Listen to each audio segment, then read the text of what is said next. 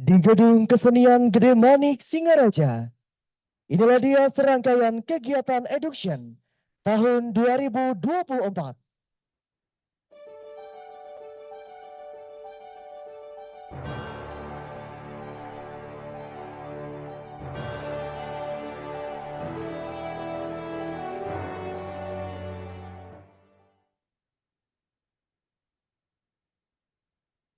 Selamat pagi. Om Swastiastu. Assalamualaikum warahmatullahi wabarakatuh. Salam sejahtera bagi kita semua.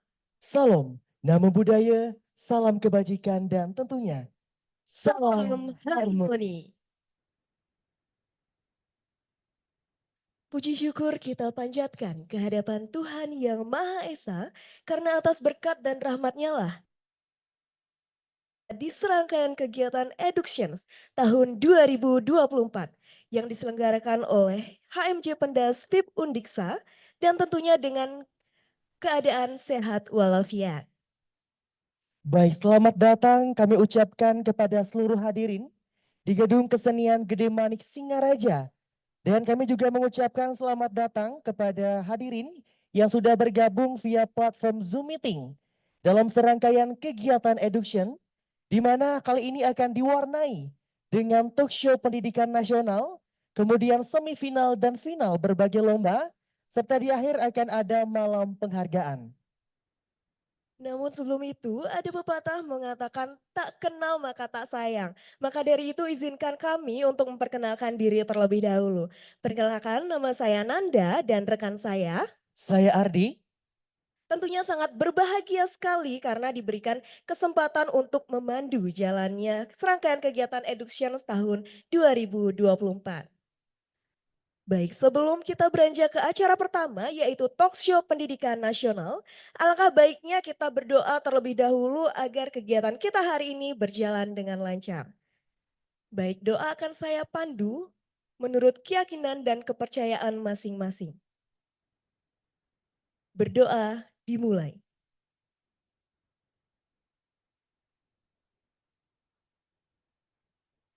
Berdoa selesai. Baik, kita langsung saja masuk ke acara pertama kita, yakni talk show pendidikan nasional dengan tema Growth Mindset in Education, yang dimana akan dibawakan langsung oleh narasumber yang sangat luar biasa. Siapa lagi kalau bukan? Farhan, benar sekali. Dan bukan hanya tema dan narasumber yang sangat luar biasa, tetapi moderator pun spesial pada talk show kali ini. Di mana moderator nantinya akan memandu secara penuh jalannya talk show pendidikan nasional. Dan moderator kita kali ini adalah salah satu mahasiswa berprestasi FIP Undiksa yang dimana memang sudah memiliki pengalaman besar di bidang moderator. Dan langsung saja kita panggil, inilah dia moderator kita pada talk show kali ini, yaitu Nikita Kesha Febstella.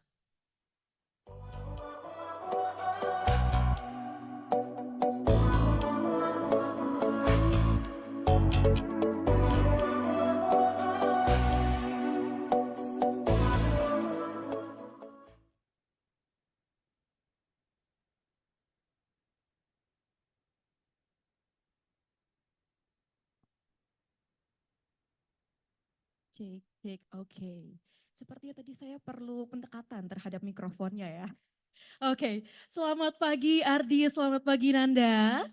Oke, terima kasih banyak atas kesempatan yang telah diberikan. Tepuk tangan dulu dong teman-teman untuk kedua MC kita yang luar biasa yang telah memandu acara kita sampai dengan detik ini. Baik, saya mohon izin untuk men-take over sesi ini untuk masuk ke dalam talk show lebih dalam lagi. Baik, untuk waktu dan tempat kami persilakan. Baik, terima kasih banyak Ardi, terima kasih banyak Nanda. Oke, wow, banyak sekali ternyata teman-teman di sini ya. Tentunya sudah sangat excited untuk mendengarkan pemaparan dari narasumber kita di pagi ini. Kok aku belum mendengar suara, seperti baru satu orang doang nih yang kedengeran nih. Apakah sudah excited untuk mendengarkan pemaparan dari narasumber kita? Oke, Nah, pertama-tama saya ingin menyapa terlebih dahulu nih kepada teman-teman yang berada di Gedung Kesenian Gede Manik Singaraja. Selamat pagi teman-teman, bisa berikan tepuk tangan yang meriah banget di tempat ini. Oke, wow, banyak sekali. Sepertinya saya sudah melihat excited nih, aura-aura penasaran nih sebenarnya. Apa sih sebenarnya materi kita hari ini bakal berlangsung gimana sih sepertinya gitu. Tapi sebelum itu saya juga ingin mengundang dan menyapa teman-teman yang berada di ruang Zoom meeting. Selamat pagi teman-teman yang berada di ruang Zoom meeting. Mungkin bisa diberikan reaction atau emoticon-emoticon kalian dalam mengikuti talk show di pagi hari ini nih. Oke, mungkin banyak sekali yang sudah excited menunggu-nunggu narasumber kita yang sangat spesial ini. Baik, puji syukur atas berkat dan karunia Tuhan Yang Maha Esa, saya Nikita Kezia senang sekali pada hari ini bisa berada berdiri di atas panggung ini bersama teman-teman semua di dalam talk show pendidikan serangkaian kegiatan Education tahun 2024 yang super duper luar biasa ini. Beri tepuk tangan sekali lagi dong buat kita semua. Oke, pada talk show kali ini kita akan berbincang bersama dengan seorang influencer sekaligus konten kreator di bidang pendidikan dengan segudang prestasi dan juga bakat yang dimilikinya. Nah, pada kesempatan kali ini kita juga akan mengetahui nih, kemana sih sebenarnya kita nanti akan berlabuh dari pengembangan pola pikir yang telah kita tumbuhkan dalam sesi diskusi bersama dengan narasumber kita. Namun pertama-tama, saya mohon izin untuk menginformasikan bahwasannya kegiatan talk show ini merupakan serangkaian kegiatan dari Eduction tahun 2024. Nah, Eduction ini merupakan sebuah event atau kegiatan yang dinaungi oleh Himpunan Mahasiswa Jurusan Pendidikan Dasar Fakultas Ilmu Pendidikan Universitas Pendidikan Ganesha. Nah, kegiatan ini sudah dilaksanakan selama 2 tahun berturut-turut dan hari ini kita sedang merayakan Eduction yang kedua. Nah, kegiatan Eduction ini tidak hanya serta-merta talk show saja, tapi juga banyak menghadirkan perlombaan di bidang akademik. Nah, contohnya itu ada GLE atau Gema Lomba Esai, kemudian Akpos atau Ajang Kreasi Poster, kemudian L2N atau Lomba Literasi dan Numerasi, Lomba Mewarnai, dan di akhir kegiatan adalah talk show pendidikan seperti yang kita saksikan hari ini. Nah, adapun penyelenggara kegiatan ini adalah salah satu organisasi mahasiswa di Fakultas Ilmu Pendidikan Undiksa atau Universitas Pendidikan Ganesha yang paling keren dan ternyata banyak banget nih menoreh prestasi dan juga edukasi di bidang pendidikan. Tepuk tangan dong buat Panitia Eduction dan juga HMJ Pendas yang telah menyelenggarakan kegiatan ini dengan sangat luar biasa.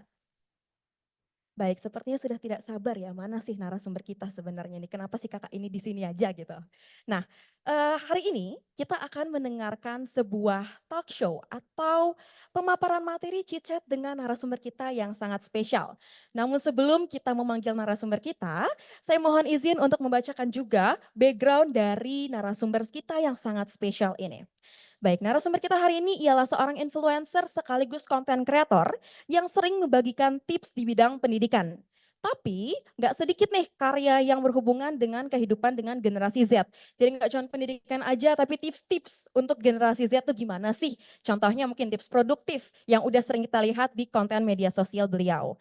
Nah, beliau ini adalah seorang lulusan dari Universitas IPB Bogor dan lulus dengan predikat cum laude. Nah, kemudian selain prestasi di bidang akademik selama kuliah, narasumber kita hari ini juga seorang konten kreator di bidang TikTok dan juga YouTube. Dan telah memperoleh 575 video dan mendapatkan 130 juta likes dengan lebih dari 2 juta pengikut.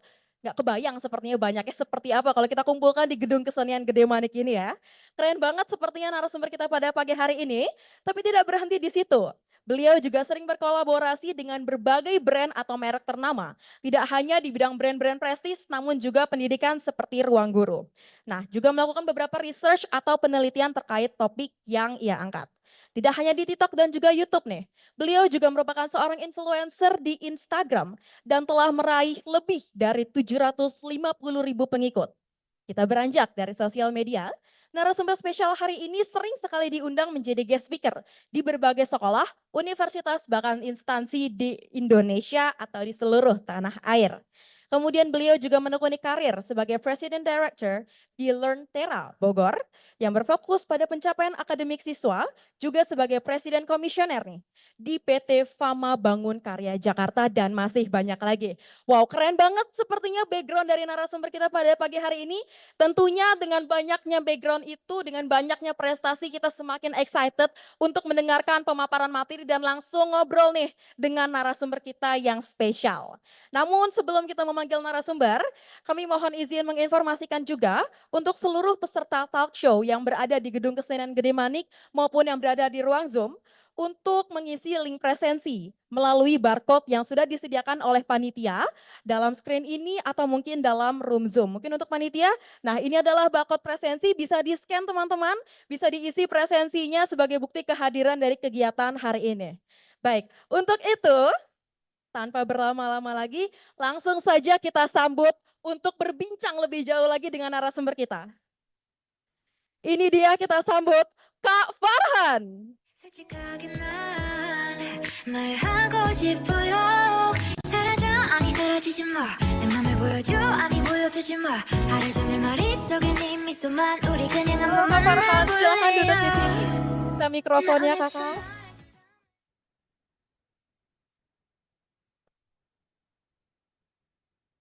Oke, mungkin untuk Kak Farhan dipersilakan duduk. Saya mohon izin duduk juga teman-teman. Oke baik, selamat pagi Kak Farhan. Pagi. Oh, rame banget ya. Oke, sepertinya teman-teman sudah sangat excited untuk menyambut Kak Farhan, sudah berscreaming dalam hati nih tadi nih. Baik, dikarenakan Kak Farhan sudah ada di sini, beri tepuk tangan sekali lagi yang meriah kepada Kak Farhan. Baik, sebelumnya terima kasih banyak Kakak atas kesediaan waktunya dan juga kesempatannya yang telah diberikan kepada kami selaku panitia untuk hadir dalam kegiatan Education dalam kegiatan talk show pendidikan di hari ini. Kesempatan yang luar biasa karena em, dengar-dengar katanya ini hari pertama Kakak, kali pertama Kakak mengunjungi Bali bagian utara nih Kak. Iya, pertama. Biasanya di Wow. bagian bawah. Wow, keren banget. Biasanya di bagian selatan mungkin, ini sekarang ke bagian utara. Kira-kira gimana nih Kak perasaannya pertama kali mengunjungi Singaraja atau Bali bagian utara nih Kak? Jadi tadi pagi tuh aku ke daerah pantainya. Oke, ke Itu pantai. bagus, bagus banget. Bagus banget. Terus juga masih biru kan langitnya. Tapi fun fact katanya ini bagian Bali yang paling panas ya. Teman-teman bener nggak kira-kira Bali bagian paling panas ini? Oh bener katanya Kak.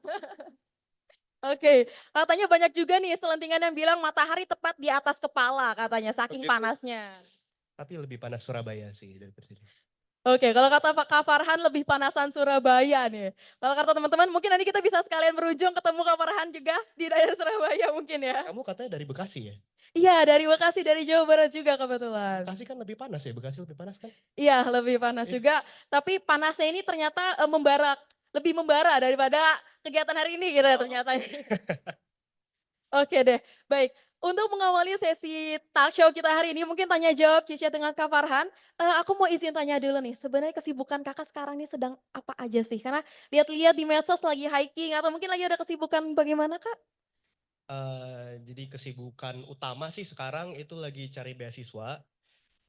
Jadi aku baru dapat letter of acceptance dari 3 universitas di MIT, ITS Zurich sama NUS. Jadi sekarang lagi cari pendanaan buat kuliah ke luar negeri. Jadi fokusnya sekarang lagi cari-cari beasiswa. Sama mungkin juga lagi bangun startup edutech di bidang pendidikan ya. Kita lagi banyak pengembangan, terutama kita tuh salah satu pengembangannya adalah AI. Nah, jadi kita lagi bikin AI untuk teman-teman ketika try out ataupun nanti kita akan kembangin juga buat job seeker, buat tes CPNS ataupun BUMN. Itu jadi teman-teman ketika mengerjakan soal, pembahasannya itu bukan dibuat oleh guru les lagi, tapi dibuat oleh AI. Jadi teman-teman bisa langsung tanya lagi ke AI-nya, nggak ngerti di bagian mananya. Jadi misalnya ada soal matematika, ada 3 step gitu, nggak ngerti di step kedua, ya tinggal ketik aja di AI-nya, tolong jelaskan kembali step kedua gitu. Jadi kesibukannya mostly di sana sih.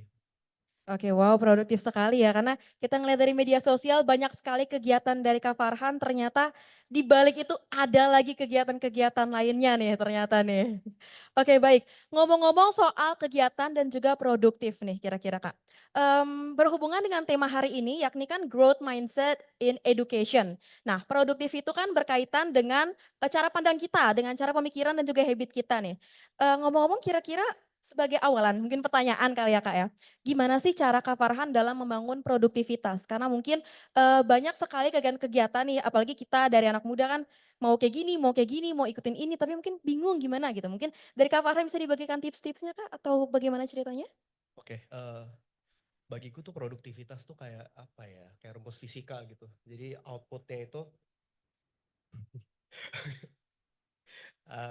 salah satu rumus fisika yang relate sama produktivitas itu bagiku tuh rumus jarak ya. Jarak sama dengan kecepatan kali waktu.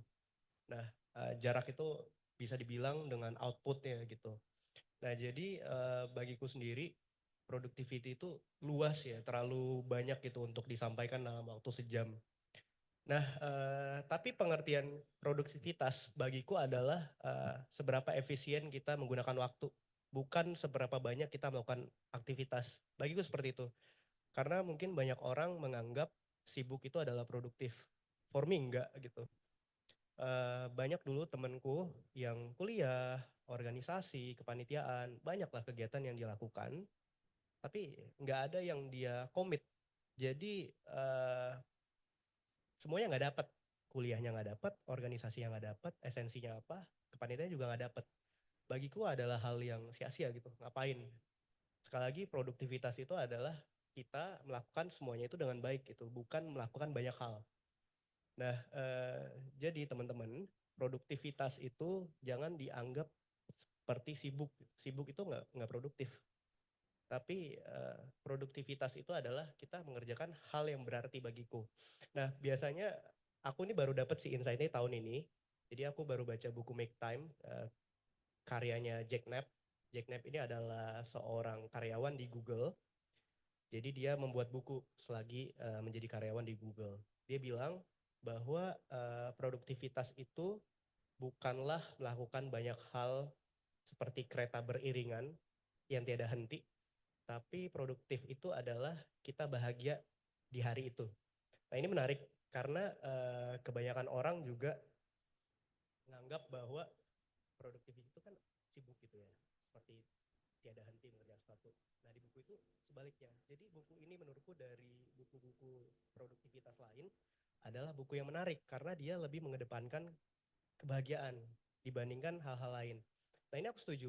Jadi dia bilang di situ ketika kita memulai hari, kita itu tidak perlu memikirkan jangka pendeknya ataupun jangka panjangnya. Tapi kita pikirkan sorotannya. Sorotan itu adalah tengah-tengah antara jangka pendek dan jangka panjang. Jadi biasanya orang memulai hari dengan to-do list, tapi si Jack Knapp bilang baiknya kita mulai hari itu dengan sorotan. Nah sorotan itu apa sih? Jadi sorotan itu adalah hal yang kita kerjakan itu kita bakal bahagia gitu. Jadi even kita nggak ngerjain banyak hal di hari itu, tapi kita cukup ngerjain itu, kita bahagia. Dan definisi bahagia ini banyak ya. Jadi ada kita bisa ngerjain tugas yang udah agak lama, kita tunda.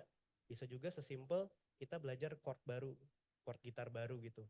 Dari situ jelaskan bahwa ketika kita menyelesaikan sebuah sorotan, itu akan menjadi motivasi untuk menyelesaikan sorotan-sorotan lain di hari lain. Nah, itu menarik karena selama ini aku selalu menggunakan to-do list.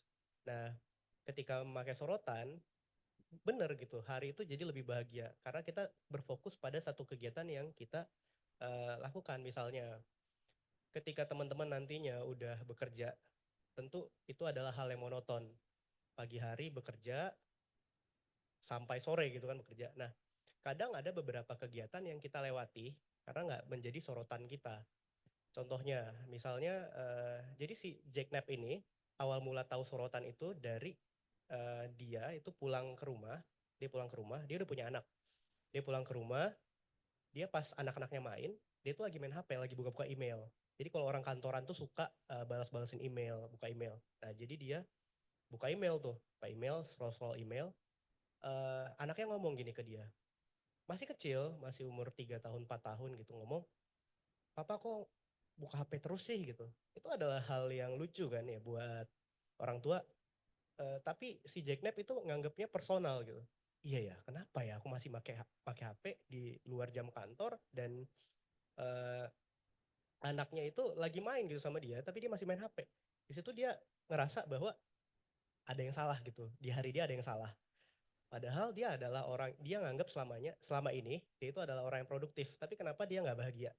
Nah, di situ dia mulai berpikir bahwa setidaknya satu hari kita punya satu sorotan. Jadi dia mulai buat sorotan, misalnya jam 6 sore aku akan memasak untuk keluarga aku gitu. Jadi apapun yang terjadi jam 6 sore dia harus memasak gitu. Jadi dia akan mengesampingkan buka emailnya atau apapun lah. Jadi dia mengesampingkan. Jadi ada prioritas yang kita harus lakukan. Jadi kita bahagia gitu. Itu adalah salah satu apa ya, trik productivity yang menurutku menarik gitu. Dan juga ada produktivitas lain yang tipe orang yang berbeda gitu. Jadi ada eh, gini, produktivitas itu sistemnya beda-beda tiap orang. Ada yang pakai sorotan, ada yang pakai time blocking, ada yang pakai to do list. Itu beda-beda. Tergantung kalian lah. Kalau aku lebih cocok ke sorotan. Nah, buat teman-teman yang punya to do list ataupun time blocking, itu tuh harus ketat dengan waktu kan. Nah, ketika ketat dengan waktu, itu kita perlu punya 3 tuh dalam menjalani hari. Ada motivation, ability, sama trigger. Nah, biasanya orang itu cuma punya 2, sedangkan untuk melakukan kegiatan itu harus punya tiga-tiganya. Harus punya motivation, ability, sama trigger. Nah, motivation sama ability ini mungkin udah banyak lah yang tahu ya. Motivation itu adalah ketika kita mau ngerjain itu, kita punya motivasinya. Itu pasti beberapa udah ada. Lalu ability, kita punya kemampuan untuk ngerjain itu. Lalu yang ketiga trigger. Trigger ini banyak orang yang nggak sadar bahwa trigger ini penting. Trigger ini banyak bentuknya. Trigger ini adalah pengertiannya kapan sih kita mau mulai kerjain gitu. Nah, biasanya trigger itu dibentuk oleh sebuah habit. Biasanya kalau kita ngelakuin itu setiap jam 3 sore di hari yang sama, itu menjadi trigger otomatis. Tapi kalau kita nggak punya trigger otomatisnya gimana? Bisa pakai, kalau aku sih biasanya cepet dulu 2022 itu pakai jam waker yang berisik. Nah, biasanya jam waker itu menjadi pengingat bahwa harus mulai ngerjain ini. Nah, biasanya juga trigger lainnya, aku stopwatch pakai iPad biasanya. Jadi 1 jam harus kelar. Jadi stopwatch pakai iPad, stopwatch timer 1 jam. Jadi mau nggak mau 1 jam harus kelar. Jadi itu salah satu bentuk trigger. Nah, dalam sistem orang yang punya time blocking ataupun to do list, itu adalah hal yang penting ya. 3 hal itu, motivation, ability, sama trigger. Banyak yang nggak sadar dari trigger, jadi buat teman-teman mungkin bisa diaplikasikan mulai hari ini. Karena jujur waktu itu cepet berlalu gitu ketika kita santai-santai. Karena aku juga kebiasa gitu ngomong, besok aja lah, kayaknya lebih enak besok.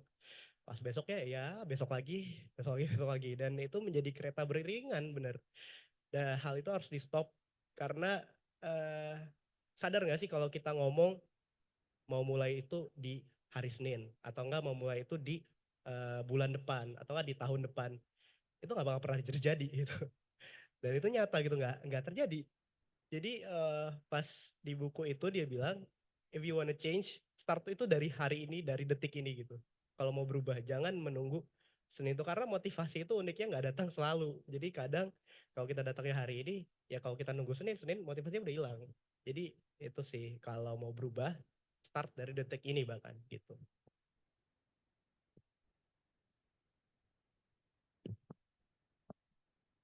Cik.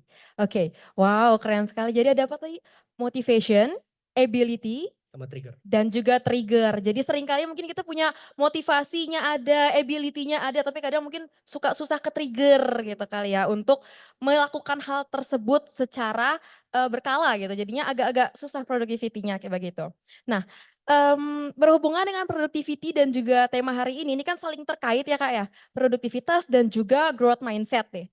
Nah, banyak banget kita rata-rata generasi Z ini pengen melakukan sesuatu sukses secara cepat gitu. Contohnya belajar cara cepat, terus abis itu pengen melakukan suatu to do list mungkin melakukannya itu biar bisa berhasil gitu. Tapi satu sisi kalau misalnya dilihat dari growth mindset itu kan mengajarkan proses juga gitu. Nah kira-kira menurut kakak gimana sih dalam hal tersebut cara menerapkan tujuan gitu. Biar kita tetap memiliki growth mindset tapi satu sisi kita juga bisa menerapkan si productivity-nya itu gitu. Karena kadang sering bertabrakan gitu. Untuk produktif kita melakukan semua to do list banyak-banyak gitu. Tapi ternyata mungkin nggak banyak yang works. Nah menurut dari kakak gimana gini? Oke, oke. Jadi kalau ngomongin growth mindset, nah teman-teman harus punya pemikiran terhadap diri sendiri bahwa kita itu bisa ngelakuin apapun. Itu nyata dan eh ini beneran gitu. Ketika kita mikir bahwa kita bisa melakukan apapun, everything bakal terjadi beneran. Jadi ketika kita mikir kita nggak bisa, itu bakalan nggak bisa. Jadi fun fact, ketika kita punya growth mindset itu kan berarti kita itu nggak punya batasan, kita nggak punya titik akhir gitu. Jadi growth mindset ini pemikiran bahwa kita bisa belajar apapun. Nah, dalam ilmu belajar itu ada penghambat itu ada 2, yaitu waktu dan kemampuan. Salah satu contohnya adalah ketika kita misalnya mau belajar main basket, kita mau jago main basket, tapi ternyata lutut kita cedera gitu, ACL, ya nggak bisa, susah gitu. Lalu kita disuruh belajar tari jaipong misalnya, dikasih waktu seminggu, ya nggak mungkin jago gitu kan. Jadi penghambatnya itu 2, ability kita sama waktu. Selama 2 hal itu tidak menghambat kita, apapun bisa terjadi. Beneran apapun bisa terjadi. Jadi menariknya ini adalah pelajaran juga dari seniorku kemarin. Menarik, dia bilang, "Han, life itu pilihan. Hidup itu pilihan. Lu mau bawa ke kanan, lu mau bawa ke kiri, itu terserah." Bener. Jadi apalagi udah after graduate ya, kita bener-bener bisa ngelakuin apapun dan konsekuensi juga kita yang pegang. Kita mau bawa ke kanan, mau bawa ke kiri. Jadi hidup itu adalah pilihan dan kita mau pilih jadi A bisa, kita mau pilih jadi B juga bisa. Bener-bener tinggal belajar aja. Dan apapun bisa dipelajarin, mau belajar bahasa Inggris, mau belajar bahasa Spanyol, kalau kita konsisten ya bisa. Jadi itu adalah pemikiran growth mindset gitu, di mana growth mindset ini kita nggak punya batasan terhadap diri kita. Dan ketika teman-teman mulai terbiasa dengan growth mindset, biasanya tuh ada one point, ya mungkin masih ada yang beberapa belum punya growth mindset ini, tapi growth mindset ini akan pecah at one point di mana teman-teman tuh berhasil mencapai sesuatu yang nggak pernah teman-teman pikirkan sebelumnya. Oh jadi biasanya tuh nggak pernah kepikiran buat ini, tiba-tiba kita dapet gitu. Kita dapet dan dari situ kita mulai berpikir everything possible. Everything itu possible. Semua hal ini mungkin terjadi. Dan ketika kita udah berpikir kayak gitu, biasanya orang-orang kayak gitu tuh suka belajar. Ambil course A, ambil course B, ambil bootcamp C, ambil bootcamp D. Jadi kenapa orang-orang bikin bootcamp, kenapa orang-orang bikin course, yaitu membuktikan bahwa semua orang bisa belajar apapun. Biasanya itu tagline-nya kan belajar coding dari nol gitu. Itu kan membuktikan bahwa semua orang itu bisa belajar coding dari nol. Nah, itu salah satu bentuk bukti bahwa manusia itu nggak ada limit. Nah, terus juga ada fun fact menarik ya. Otak manusia itu hebat karena sebenarnya basically otak kita itu nggak pernah bisa berhenti berpikir. Jadi ini adalah ada perdebatan antara dari sisi kepercayaan agama dan sains. Biasanya kan orang kalau bilang jangan mikir kosong, ntar kesambet gitu, ya kan? Tapi dari sisi sains, otak itu nggak pernah kosong. Jadi aku sebagai orang yang beragama dan orang suka sains, aku mikir mana yang benar ya gitu. Jadi tapi gitu, aku pribadi sih nggak pernah kesurupan ya. Jadi jadi aku berpikir bahwa ya benar gitu, otak manusia itu nggak pernah kosong dan menariknya itu kita diciptakan oleh Tuhan untuk terus belajar. Itu salah satu buktinya bahwa manusia itu adalah long life learner. Bahwa otak manusia ini nggak pernah bisa berhenti berpikir loh. Jadi apa ya, Tuhan itu udah benar-benar bikin kita itu sebagai pelajar. Karena nyatanya otak kita nggak pernah bisa berhenti berpikir. Cuma nggak tahu ya kalau dari sisi agama Ada aja yang bilang berpikir kosong gitu. Tapi dari sisi sains sih enggak gitu. Benar-benar manusia ini didesain untuk jadi pelajar. Dan belajar itu nggak harus akademis teman-teman. Belajar itu nggak harus akademis. Belajar apapun itu adalah sebuah pembelajaran. Jadi nanti once mungkin sekarang juga ada banyak yang kuliah ya. Ini audiensnya kuliah ya. Iya, rata-rata Nah, kuliah semua. jadi nanti ketika menginjakan ke dunia kerja, yang paling penting itu hard skill ya. Soft skill itu mungkin 30%-nya lah.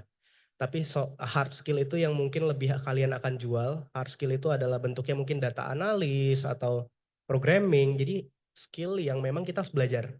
Nggak bisa kita skill, biasanya kan kalau ikut kepanitiaan, organisasi itu adalah soft skill ya. Cara kita berkomunikasi, cara kita leadership.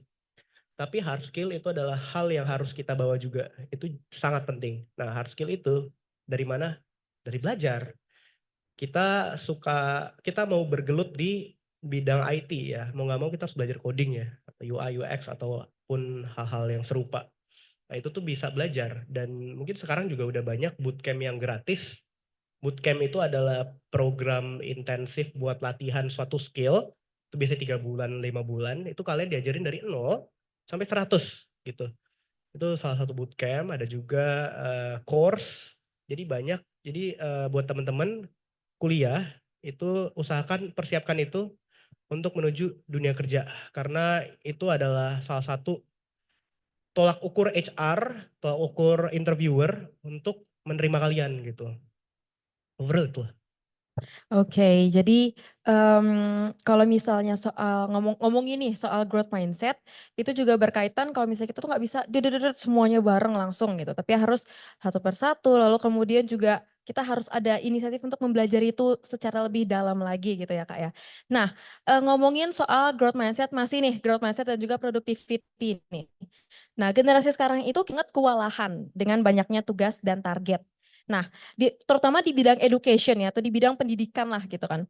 Kira-kira kakak ada nggak tips yang mungkin bisa dibagikan nih ke teman-teman untuk membangun rutinitas yang produktif atau apa ya, yang produktif lah ibaratnya gitu ya. Di saat kita lagi malas atau mungkin lagi burn out gitu karena terkadang to do list kok terkesan kurang oke gitu. Bahkan banyak juga nih konten-konten atau orang-orang yang bilang to do list itu sebenarnya enggak works loh gitu, kurang loh sebenarnya. Nah, tanggapan kakak gimana nih?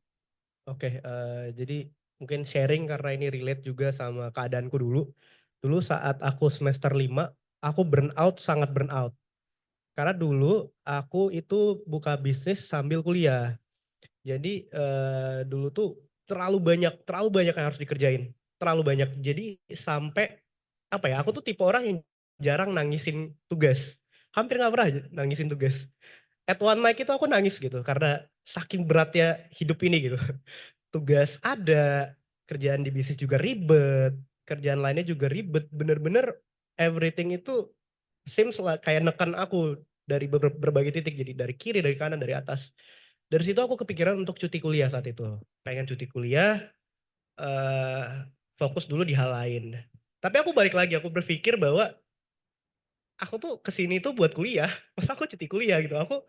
Aku jauh-jauh dari, ibaratnya aku kan kuliah di Bogor, aku dari Jakarta. Ngapain gitu aku kesini kalau aku cuti kuliah. Jadi aku menganggapnya yang lain tuh adalah hal distraksi. Jadi jangan sampai tujuan utamaku kalah sama distraksi lainnya.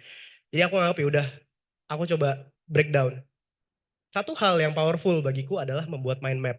Membuat mind map itu adalah sangat powerful. Jadi mind map itu berangkat dari masalah utama kita apa. Masalah utamaku pas itu adalah manajemen waktu dengan tugas yang sangat banyak. Jadi problemnya adalah ketika kita dihadapkan banyak masalah, karena kita masih ngelihat masalah itu on a bigger picture. Kita masih ngelihat masalah itu dalam hal besar. Tapi kalau masalah itu kita pecah-pecah, percaya sama aku itu jadi simple, jadi kayak lebih tenang ngerjainnya. Pas itu aku ngerasa ini bener-bener nggak ada yang bisa dikerjain, bener-bener nggak sulit lah buat dikerjain semuanya at one time. Bener dari ini, malam itu gimana cara kerjainnya, sampai nangis gitu. Ya udah bikin mind map, berangkat dari tengah masalah besar, baru di breakdown lagi, masalahnya apa. Ada yang dari kuliah, ada yang dari kerjaan ini, ada yang dari kerjaan ini. Lalu di breakdown lagi kecil, breakdown kecil lagi, breakdown kecil lagi. Setelah breakdown itu benar-benar udah kecil, Kita lihat paling gampang mana yang dikerjain. Dari kuliah kerjain ini dulu, kerjain ini dulu. Jadi satu tips dari aku ya, kita itu manusia mulai dari nolnya. Jadi ketika kita ngerjain sesuatu, usahakan itu sampai kelar. Jangan ditunda-tunda. Karena yang sulit itu bangun dari nolnya. Jadi kalau 0 ke 50, kalian tunda lagi, kita nol lagi nantinya. Jadi buat apa ya?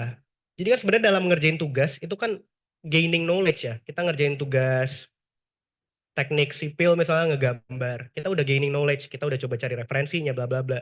Kita kerjain lagi 3 hari yang lalu, kita harus gaining lagi karena yang tadi itu udah hilang. Jadi ketika kita ngerjain task yang kecil-kecil ini, usahakan sampai kelar. Sampai kelar. Nah, ketika udah kelar, makin lama tuh itu problemnya hilang, problem ini hilang. Lama-lama tuh jadi plong hari itu. Nah, jadi ketika kita mengerjakan suatu hal, usahakan seminggu itu kalau belum kelar, udah kerjain itu terus, kerjain itu terus. Itu terus kelar, baru move ke hal lain. Jadi multitasking itu menurutku is not good gitu. Banyak orang bilang multitasking menghemat waktu bla bla bla. Nyatanya enggak kok. Banyak penelitian bilang multitasking itu bukan hal yang bagus. Jadi yang lebih bagus itu do it one by one, satu persatu, satu kelar, lanjut lagi. Kelar, lanjut lagi. Karena ketika multitasking banyak kan orang kerjain ini 30%, kerjain ini 30%, nggak ada yang kelar. Jadi buat apa gitu kan, nggak ngilangin beban pikiran. Beban pikiran hilang itu kan ketika masalahnya hilang, bukan masalahnya sudah selesai 30% gitu. Masalahnya fully hilang, kita juga lebih lepas. Nah, jadi sekali lagi teman-teman dalam apa ya, banyak lah banyak tips and trick ya dalam productivity, tapi one of them itu kerjain one by one aja. Menurutku multitasking is not a good thing lah. Bagusnya one by one. Ada dalam satu penelitian, ini agak vulgar. Jadi dalam satu penelitian itu ada studi kasusnya itu dari psikopat. Kenapa? Jadi studi kasusnya itu psikopat yang hebat. Dia hampir nggak pernah ketahuan membunuh, hampir nggak pernah kedetek lah ininya, jejak-jejaknya. Benar-benar main bersih. Ketangkep lah dia, ketangkep, ditanya kok bisa sehebat itu gitu. Ya, pertanyaannya bukan gitu sih, bukan kok bisa sehebat itu, tapi ngobrol kayak gitu. Kenapa kok bisa KP itu tanpa bukti dan yang benar-benar rapi lah, benar-benar apa ya? Mayatnya itu tuh bener-bener rapi banget. Nah, ditanya kenapa? Saya itu orangnya ngerjain tuh satu persatu, one by one, dan sangat struktur.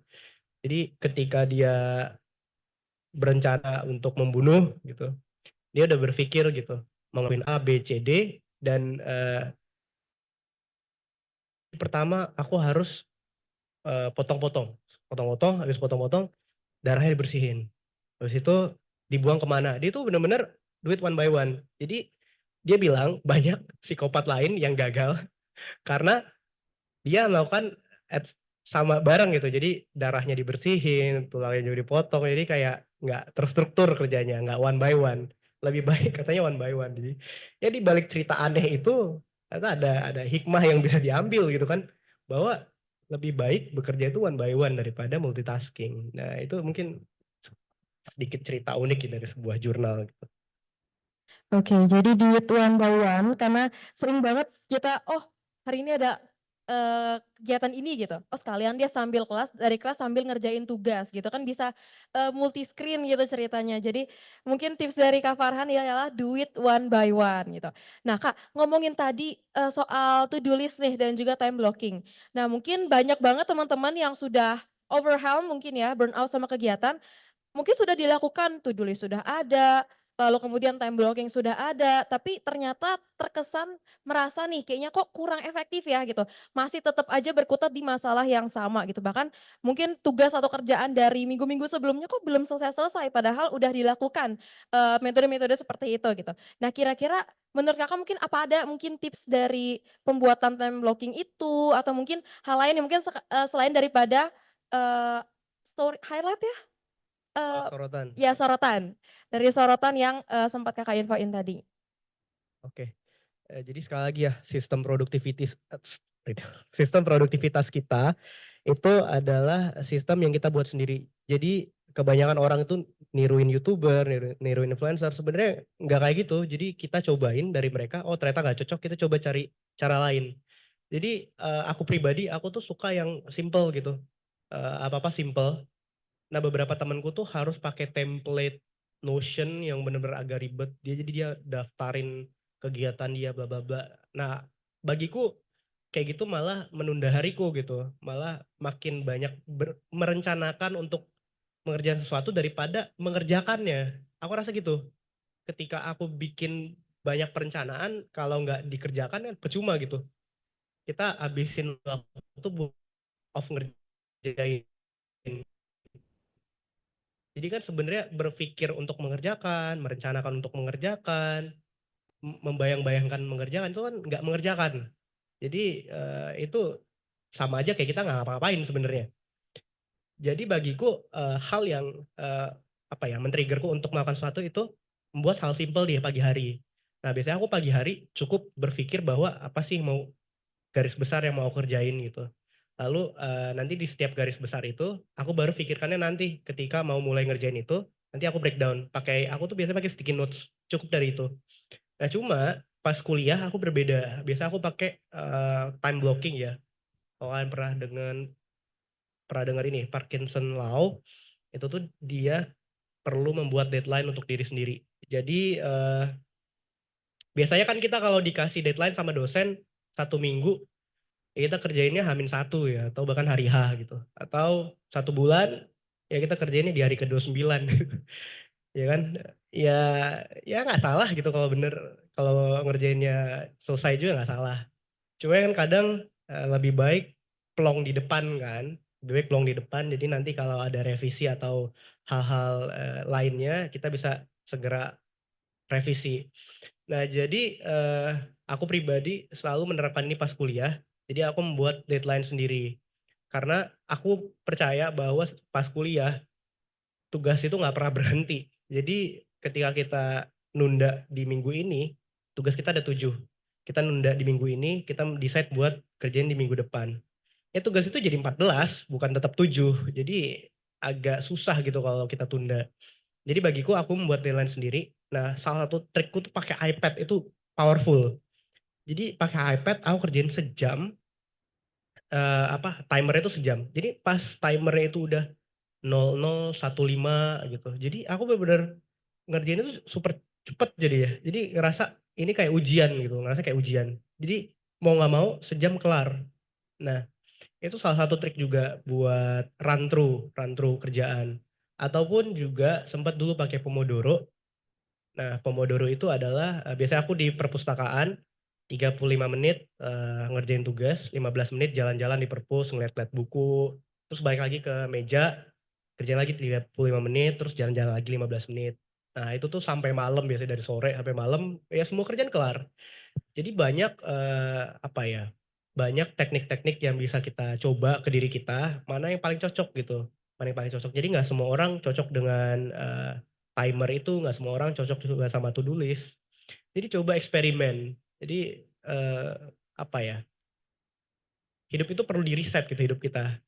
Aku banyak lah riset juga sama salah satu yang penting juga selain time management itu adalah energy management. Jadi teman-teman juga perlu diperhatikan energinya, karena percuma kita membagi waktu sebaik mungkin, tapi at the end of the day kita nggak punya energi buat ngerjain itu. Kita punya waktunya, tapi kita nggak punya energinya.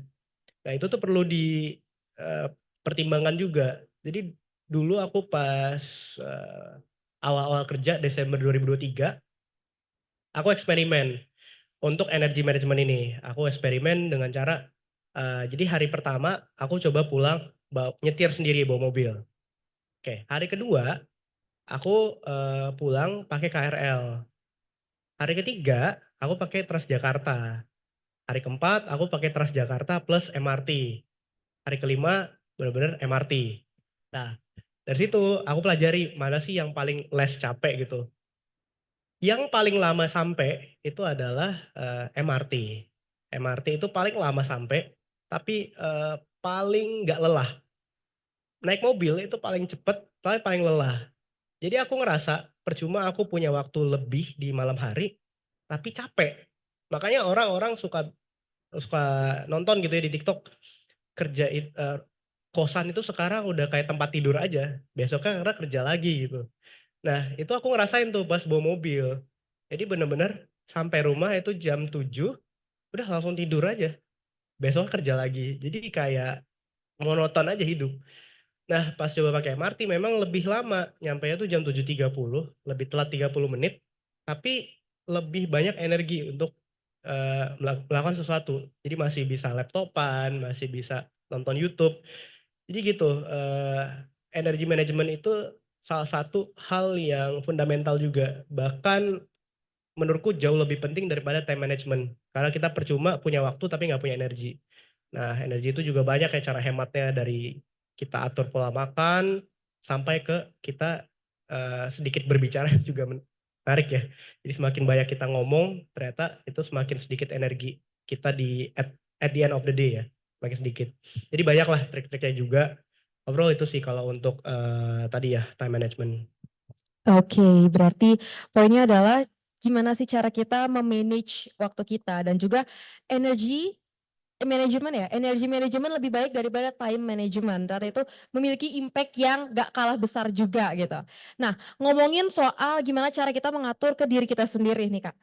Sekarang kan kita semua pasti memakai media sosial. Nah, terkadang untuk melakukan hal-hal tersebut, kita suka kedistraksi sama orang lain. Kita sering mungkin membandingkan diri, contohnya, ih kok teman aku produktif banget ya gitu, dilihat dari story-nya mungkin ke sini, ke sini, ke sini. Karena mungkin kita bermindset tadi, kalau misalnya banyak kesibukan, itu sama dengan produktif gitu.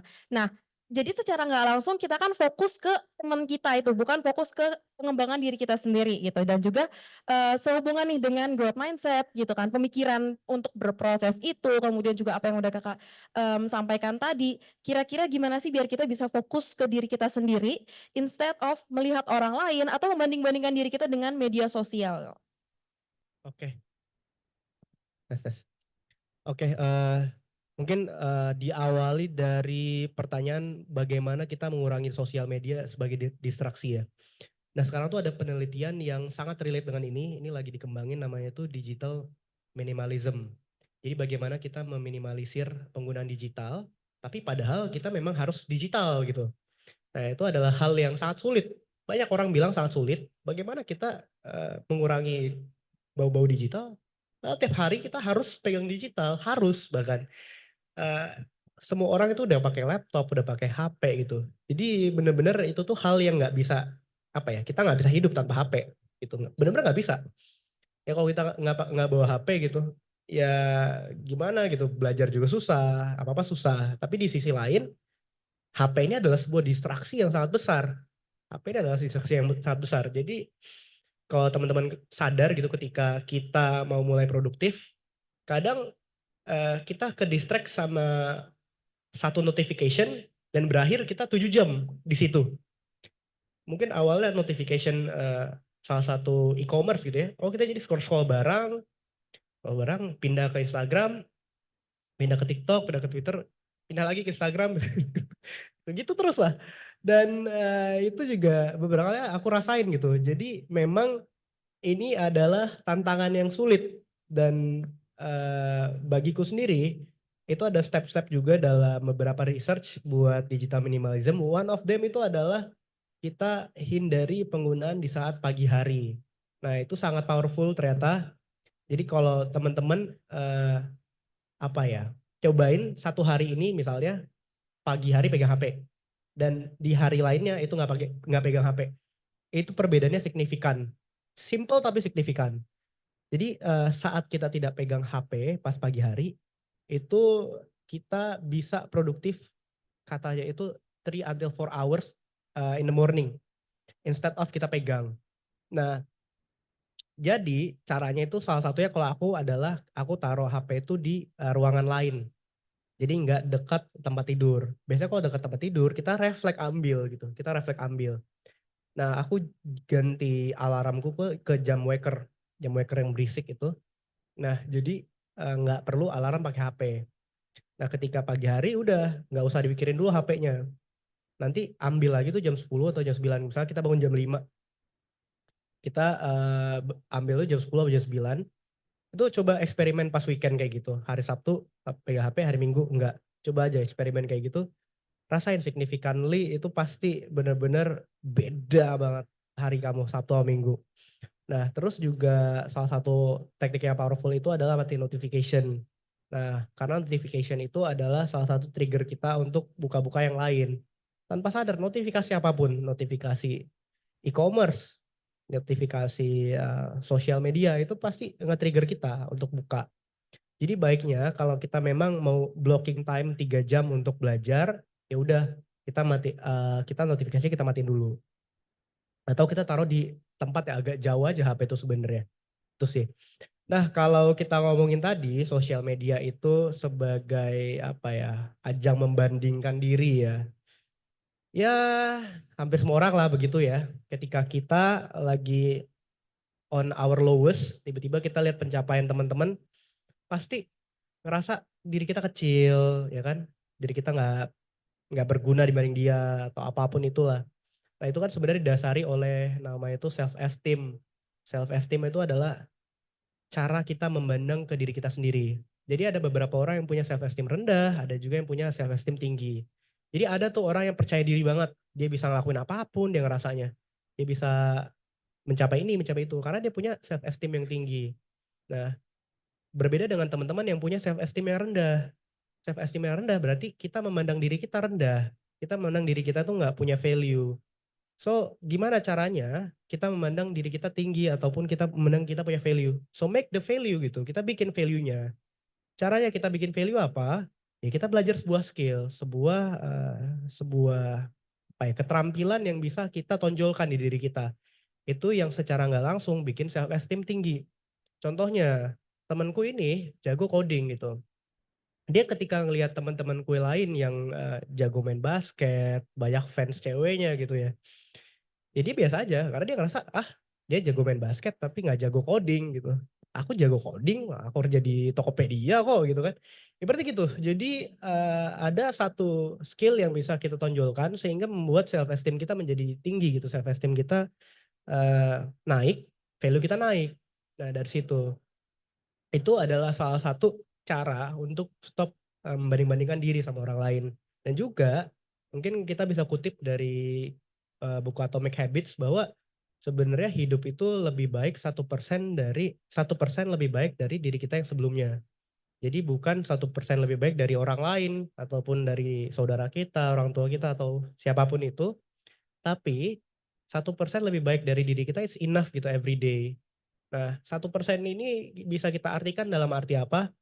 1% ini bisa kita artikan seperti kita belajar lebih banyak aja dari hari kemarin. Misalnya kita lagi mengembangkan skill bahasa Inggris kita. Sesimpel kita ngobrol sama AI aja 15 menit. For me itu udah 1% better dari kemarin. Kita udah ngobrol sama AI buat latihan bahasa Inggris. Jadi kan AI sekarang udah bisa ya jawab pertanyaan kita. Kita mau latihan IELTS di situ juga udah bisa. Itu sesimpel itu bagiku adalah 1% better daripada yang kemarin. So, apa ya, ketika kita udah mulai mencintai setiap proses, kadang itu kita udah males ngebanding-bandingin diri kita sama orang lain. Karena kita udah mencintai proses perkembangan diri kita sendiri. Jadi ketika kita mulai berkembang, kadang tuh yang kita pikirkan adalah diri kita sendiri doang. Jadi kita mulai mikirin bahwa aku kemarin kayak gini, aku harusnya hari ini lebih baik dari kemarin gitu. Jadi udah mulai mengurangi pemikiran orang lain, mulai mengurangi membanding-bandingkan. Karena itu ketika kita udah mulai mencintai proses perjalanan hidup kita, kadang apa ya, kita jadi meromantisasi setiap proses juga, setiap momen, kita enjoy setiap momen. Kadang gitu ya, aku juga ngerasa ketika aku tuh suka strolling gitu setiap hari Sabtu sama Minggu biasanya ke perpustakaan di sekeliling Jakarta. Ya ngelihat ambience di sana, ngeliat orang-orang kayak belajar baca buku sendiri, ada yang ngerjain tugas, semuanya fokus pada diri sendiri. Ngerasa everyone itu punya life-nya mereka sendiri-sendiri gitu. Mereka punya hidupnya masing-masing dan ya aku lihat di situ karena ambience-nya positif, mereka berjuang untuk dirinya sendiri gitu. Ngelihat nggak ada yang mikirin dia harus lebih baik dari A, dia harus lebih baik dari B, tapi aku lihat di situ orang-orang benar-benar berjuang untuk dirinya sendiri buat ngerjain apa yang dia suka, dia mengerjain apa yang dia cintai gitu. Jadi gitu sih kalau memang teman-teman masih membandingkan diri kalian dengan orang lain, better belajar sebuah skill baru untuk naikin self esteem dan belajar menghargai setiap momen dalam hidup gitu. Jadi benar-benar ketika kita belajar suatu hal baru gitu, coba cintai setiap momennya bahwa oh kita berkembang loh. Nah, mungkin hal yang paling simpel untuk menumbuhkan cinta terhadap diri sendiri itu adalah journaling. Jadi ketika kalian journaling aja seminggu, terus ngelihat perbedaan diri kamu minggu lalu dan minggu ini, itu pasti ngerasa bahwa oh kita berkembang ya. Ini ada impact-nya loh ke diri kita, apa yang kita kerjain sekarang. Nah, itu adalah salah satu momen biasanya orang-orang tuh titik titik pecahnya untuk mencintai diri sendiri tuh dari situ, dari seminggu journaling sih rata-rata gitu. Oke, baik. Wow, keren sekali. Jadi ada self esteem juga, fokus aja sama pengembangan diri kita sendiri nih, Kak. Nah, berhubungan dengan hal tersebut, dengan bagaimana sih pengembangan kepada diri kita sendiri, menurut Kakak gimana sih kita bisa membuat growth mindset ini sebagai bagian dari gaya hidup? Jadi bukan sekedar konsep yang kita tahu. Mungkin kita biasanya tahu, oh growth mindset itu ya kebalikan dari fixed mindset kayak gitu. Nah, menurut Kakak gimana sih biar kita bisa menerapkan itu growth mindset bener-bener nih dalam kehidupan kita gitu, karena mungkin kadang setelah sehari ini kita semangat, tapi setelah itu ketemu masalah kita seketika langsung, oh aku nggak bisa nih ketemu ini, pasti nggak bisa, pasti susah gitu. Seketika menurun lagi. Nah kira-kira apa ada beberapa tips dari Kakak nih kira-kira? Mungkin mohon izin bisa lebih dekatkan Oh, microphone oke. biar kelihatan sama teman-teman di Zoom-nya. Oke. Jadi teman-teman, salah satu hal yang harus kalian lakukan dalam growth mindset itu adalah ambil semua kesempatan yang positif. Bagiku itu adalah suatu hal yang mendorong kamu untuk growth. Jadi kamu nggak bisa memilih untuk nggak growth ataupun growth, tapi kamu harus growth. Jadi take a chance itu benar-benar powerful. Contoh, kamu disuruh jadi MC. Banyak orang menolak karena ngerasa nggak punya kemampuan jadi MC. Tapi kalau kamu terima, kamu nggak punya nih kemampuan jadi MC, kamu terima. Mau nggak mau, Hamin satu kamu pasti belajar jadi MC. Mau nggak mau, kalau nggak kamu bakal malu gitu di depan panggung. Mau nggak mau, jadi itu adalah hal yang memaksa kamu untuk growth. Jadi fun fact ya, ini based on research, ada orang yang growth itu by themselves, ada juga yang growth harus dipaksa. Nah, itu adalah dua tipe orang yang berbeda. Jadi ada orang yang memang mau growth, ada yang memang harus dipaksa. Nah, ketika kita tipe orang yang harus dipaksa, jarang tuh kalau udah tua, udah kuliah itu jarang ada yang maksa. Jadi dengan cara ambil sebuah kesempatan itu adalah cara memaksa diri kita untuk growth. Kita ditawarin ikut olimpiade, ambil aja. Urusan bisa nggak bisa nanti gitu. Nah ketika kita ambil, mau nggak mau kita belajar. Kita misalnya olimpiade fisika gitu. Ya kita nggak bisa fisika sama sekali. Ya kita mau nggak mau harus belajar fisika jadinya. Dan ketika gagal ataupun berhasil, dua-duanya kasih kita pembelajaran. Dan even though kita gagal, pasti ada pintu-pintu lain yang kebuka. Jadi dari pintu, itu kan pintu pertama tuh ketika kita ambil kesempatan, itu nanti ada pintu-pintu lain yang kebuka. Nah itu menariknya. Jadi ketika growth, kita ngomongin growth, kita harus berani ambil kesempatan tanpa punya kemampuannya dulu. Jadi kita bener-bener ya udahlah YOLO aja. Karena ada tipe orang kayak gitu tuh, tipe orang yang memang harus dipaksa. Dari pengalamanku ketika aku YOLO gitu, selalu belajar gitu, selalu belajar suatu hal yang baru. Nggak sedikit gagalnya, banyak juga gagalnya, tapi bener belajar. Jadi dari yang nggak tahu sama sekali terkait misalnya MC gitu ya, dari yang bener-bener nggak tahu terkait MC itu ngapain aja, terus ngomongnya apa aja, jadi tahu gitu. Walaupun pas di panggungnya itu masih kagok, masih awkward gitu. Tapi belajar jadinya. Bener-bener apapun itu, kalau itu positif, ambil aja. Karena kita bakal belajar suatu hal yang baru. Jadi itu sih bagiku ketika kita ngomongin growth, itu adalah salah satu hal yang harus kita punya. Berani ambil kesempatan baru. Dan itu adalah sebuah penyesalan juga bagiku dulu pas SMA, kuliah. Aku takut ambil kesempatan yang baru karena belum hebat gitu di bidang itu, belum jago. Tapi pas sekarang ternyata nggak harus jago gitu buat mulai. Gitu sih. Oke, jadi intinya itu adalah kita bisa mencoba hal baru juga, jangan malu untuk ngambil resiko mungkin kali ya Kak ya, karena dalam hal ini juga as a Gen Z kita harus bisa break the rules gitu ibaratnya untuk melakukan hal-hal yang mungkin kita nggak pernah coba gitu. Jadi sebenarnya pas kuliah itu ruang untuk salah ataupun gagal itu lebih banyak. Jadi kalau kita di tingkat dunia kerja, kita gagal atau salah itu agak sulit. Kenapa? Ya adalah beberapa insiden di kantor gitu kalau kita salah, ya yang rugi itu rugi sampai miliaran, triliunan kan serem ya kalau di dunia kerja. Tapi kalau di dunia kuliah, kalau kita gagal ya udah gitu, impactnya itu nggak sebesar saat dunia kerja. So menurutku sebanyak-banyaknya, apalagi yang mungkin masih sekolah ya, SMA, kuliah, sebanyak-banyaknya ambil kesempatan karena kalau kalian gagal ataupun salah pun impactnya nggak sebesar itu gitu, nggak sebesar nanti after apa ya, after graduate, karena kan hidup tuh paling keras katanya life after graduate gitu, kata yang paling keras gitu. Oke, hidup yang paling keras itu adalah life after graduate gitu. Iya Jadi jujur itu paling keras, paling oke, stres. mungkin kita yang lagi kuliah udah burn out, aduh kayaknya susah banget kuliah, capek banget, ternyata setelah itu akan ada arum jeram yang lebih banyak lagi kayaknya ya Kak ya. Sebenarnya kan transisi antara kuliah dan kerja itu namanya ya, ada gap itu yang paling berat. Jadi sebelum kita bekerja dan kita setelah lulus kuliah itu gap paling membingungkan dalam hidup. Karena apa? Kita bisa milih berbagai jalur. Kita mau S2, mau kerja, ataupun kita mau buka bisnis.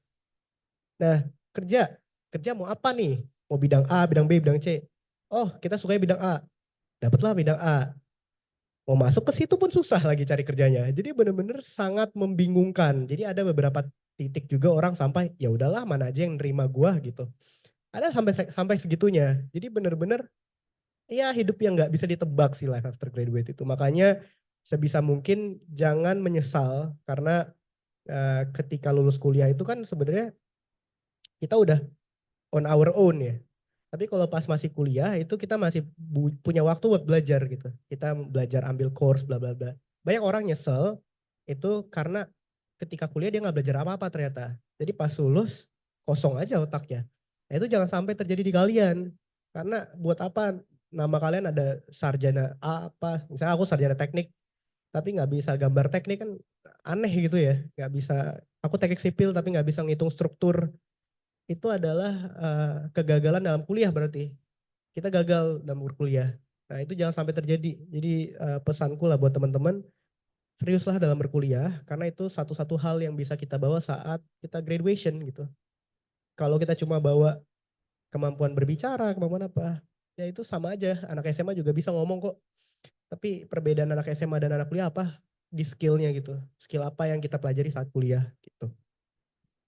Oke, jadi skill yang ada di saat kuliah itu ternyata lebih banyak nih peluang untuk mengembangkannya gitu. Lebih banyak peluang dari kita untuk mengembangkan skill di kehidupan kuliah karena mungkin di daerah kuliah juga, di lingkungan kuliah juga kita bisa ketemu orang-orang yang saling suportif juga gitu. Karena mungkin persaingannya itu masih di bidang pendidikannya aja gitu kali ya Kak ya. Intinya ya teman-teman, ambil banyak pengalaman, ambil banyak kesempatan saat status kalian masih mahasiswa. Karena ketika status kalian udah fresh graduate, nggak ada perusahaan yang mau nerima kalian tanpa melihat IPK, melihat jurusan mana, lulusan mana, pengalaman kamu apa aja. Tapi ketika kamu masih mahasiswa, perusahaan itu nggak pernah mikirin IPK kamu berapa atau apa. Jadi mereka ya terima-terima aja gitu. Jadi sebisa mungkin saat kuliah, cari pengalaman sebanyak-banyaknya sebagai bekal untuk nanti di dunia kerja. Karena dunia kerja itu kalau kalian pernah dengar, untuk bekerja kok perlu punya pengalaman bekerja gitu, ya kan? Nah itu yang perlu kita pikirkan juga. Nah, jadi sebenarnya basically bukan pengalaman bekerja sih yang dibutuhkan, adalah pengalaman kita mencoba dunia kerja sebenarnya. Jadi bukan kerja full time, lebih tepatnya kayak internship atau magang. Jadi hal-hal seperti itu. Jadi sekali lagi cari pengalaman sebanyak-banyaknya, karena ketika kamu nggak punya pengalaman nantinya, nggak ada hal yang bisa kamu ceritain nanti di dunia kerja. Itu nggak ada hal yang menjadi nilai jual kamu. Jadi kamu kalah dalam pool talent. Jadi kalau HR tuh ngelihat fresh graduate itu as a pool talent pool. Jadi kolam renang yang berisikan manusia. Kita cari, kita pick the most yang paling bagus gitu talentnya. Nah, apa yang membuat talent-talent itu menonjol gitu? Ya value-nya, skill-nya gitu. Apa sih yang mereka bawa, apa sih yang mereka ceritakan.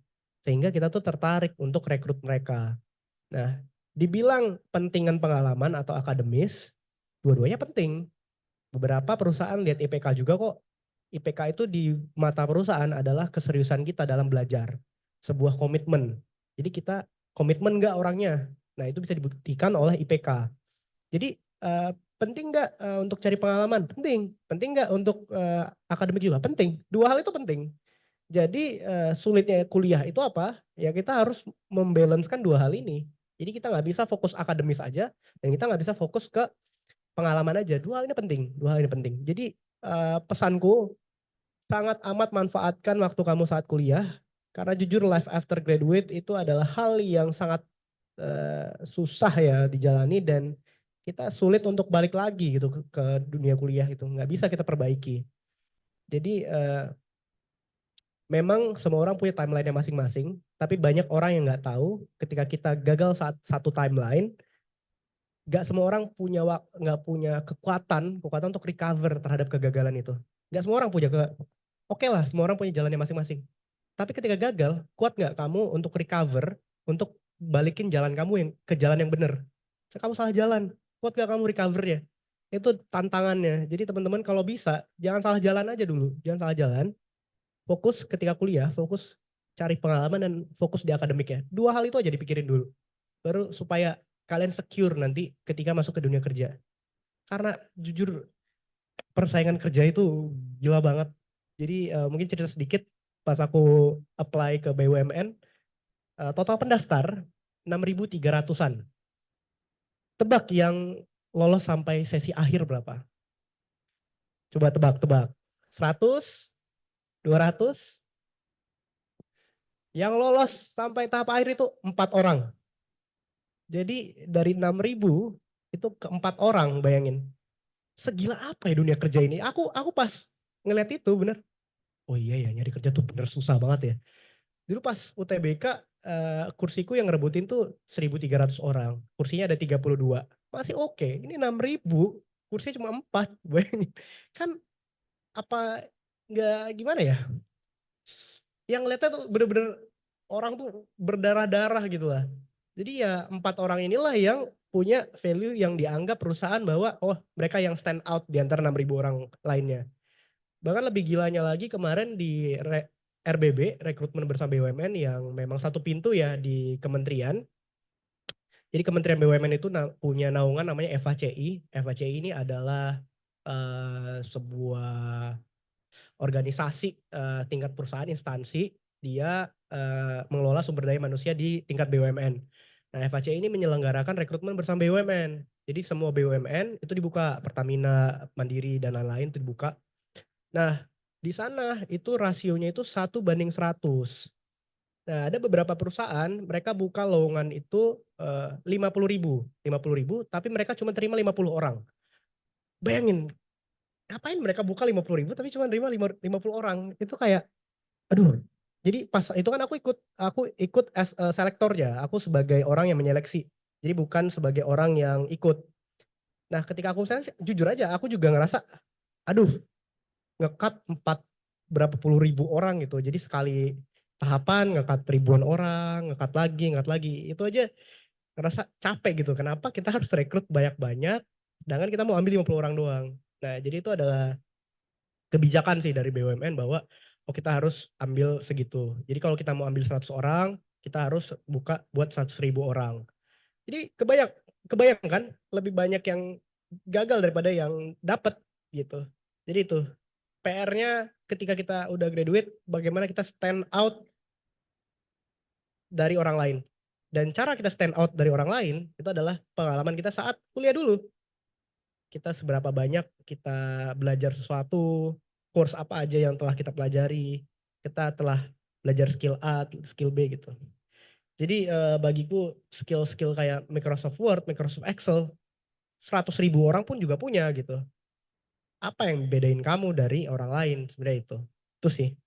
Mungkin. Oke, wow, keren banget nih pemaparan materi dari narasumber kita. Berikan tepuk tangan dulu dong yang meriah buat semua pemaparan, semua penjelasan yang sangat-sangat inspiratif dan tentunya membuka wawasan baru kita nih terkait produktivitas, growth mindset, bahkan tadi ada juga dikasih tips dan pesan-pesan dari Kak Farhan terkait gimana sih kita dalam kegiatan kuliah, dalam kegiatan kuliah itu untuk terus menggali-gali skill karena mungkin skill di bidang akademik aja nggak cukup, harus dikombin juga sama hal lainnya juga nih. Baik teman-teman, dikarenakan kita masih ada waktu lagi 15 menit, maka saya akan membuka kesempatan untuk sesi tanya jawab kali ya, sesi Q&A bersama Kak Farhan. Nah, maka dari itu untuk mikrofon pertama akan diberikan kepada teman-teman. Untuk teman-teman dipersilakan untuk raise hand, mungkin angkat tangan. Baik, untuk mikrofon pertama akan diberikan kepada Kak yang baju merah di sebelah kanan panggung. Mungkin untuk panitia dipersilakan.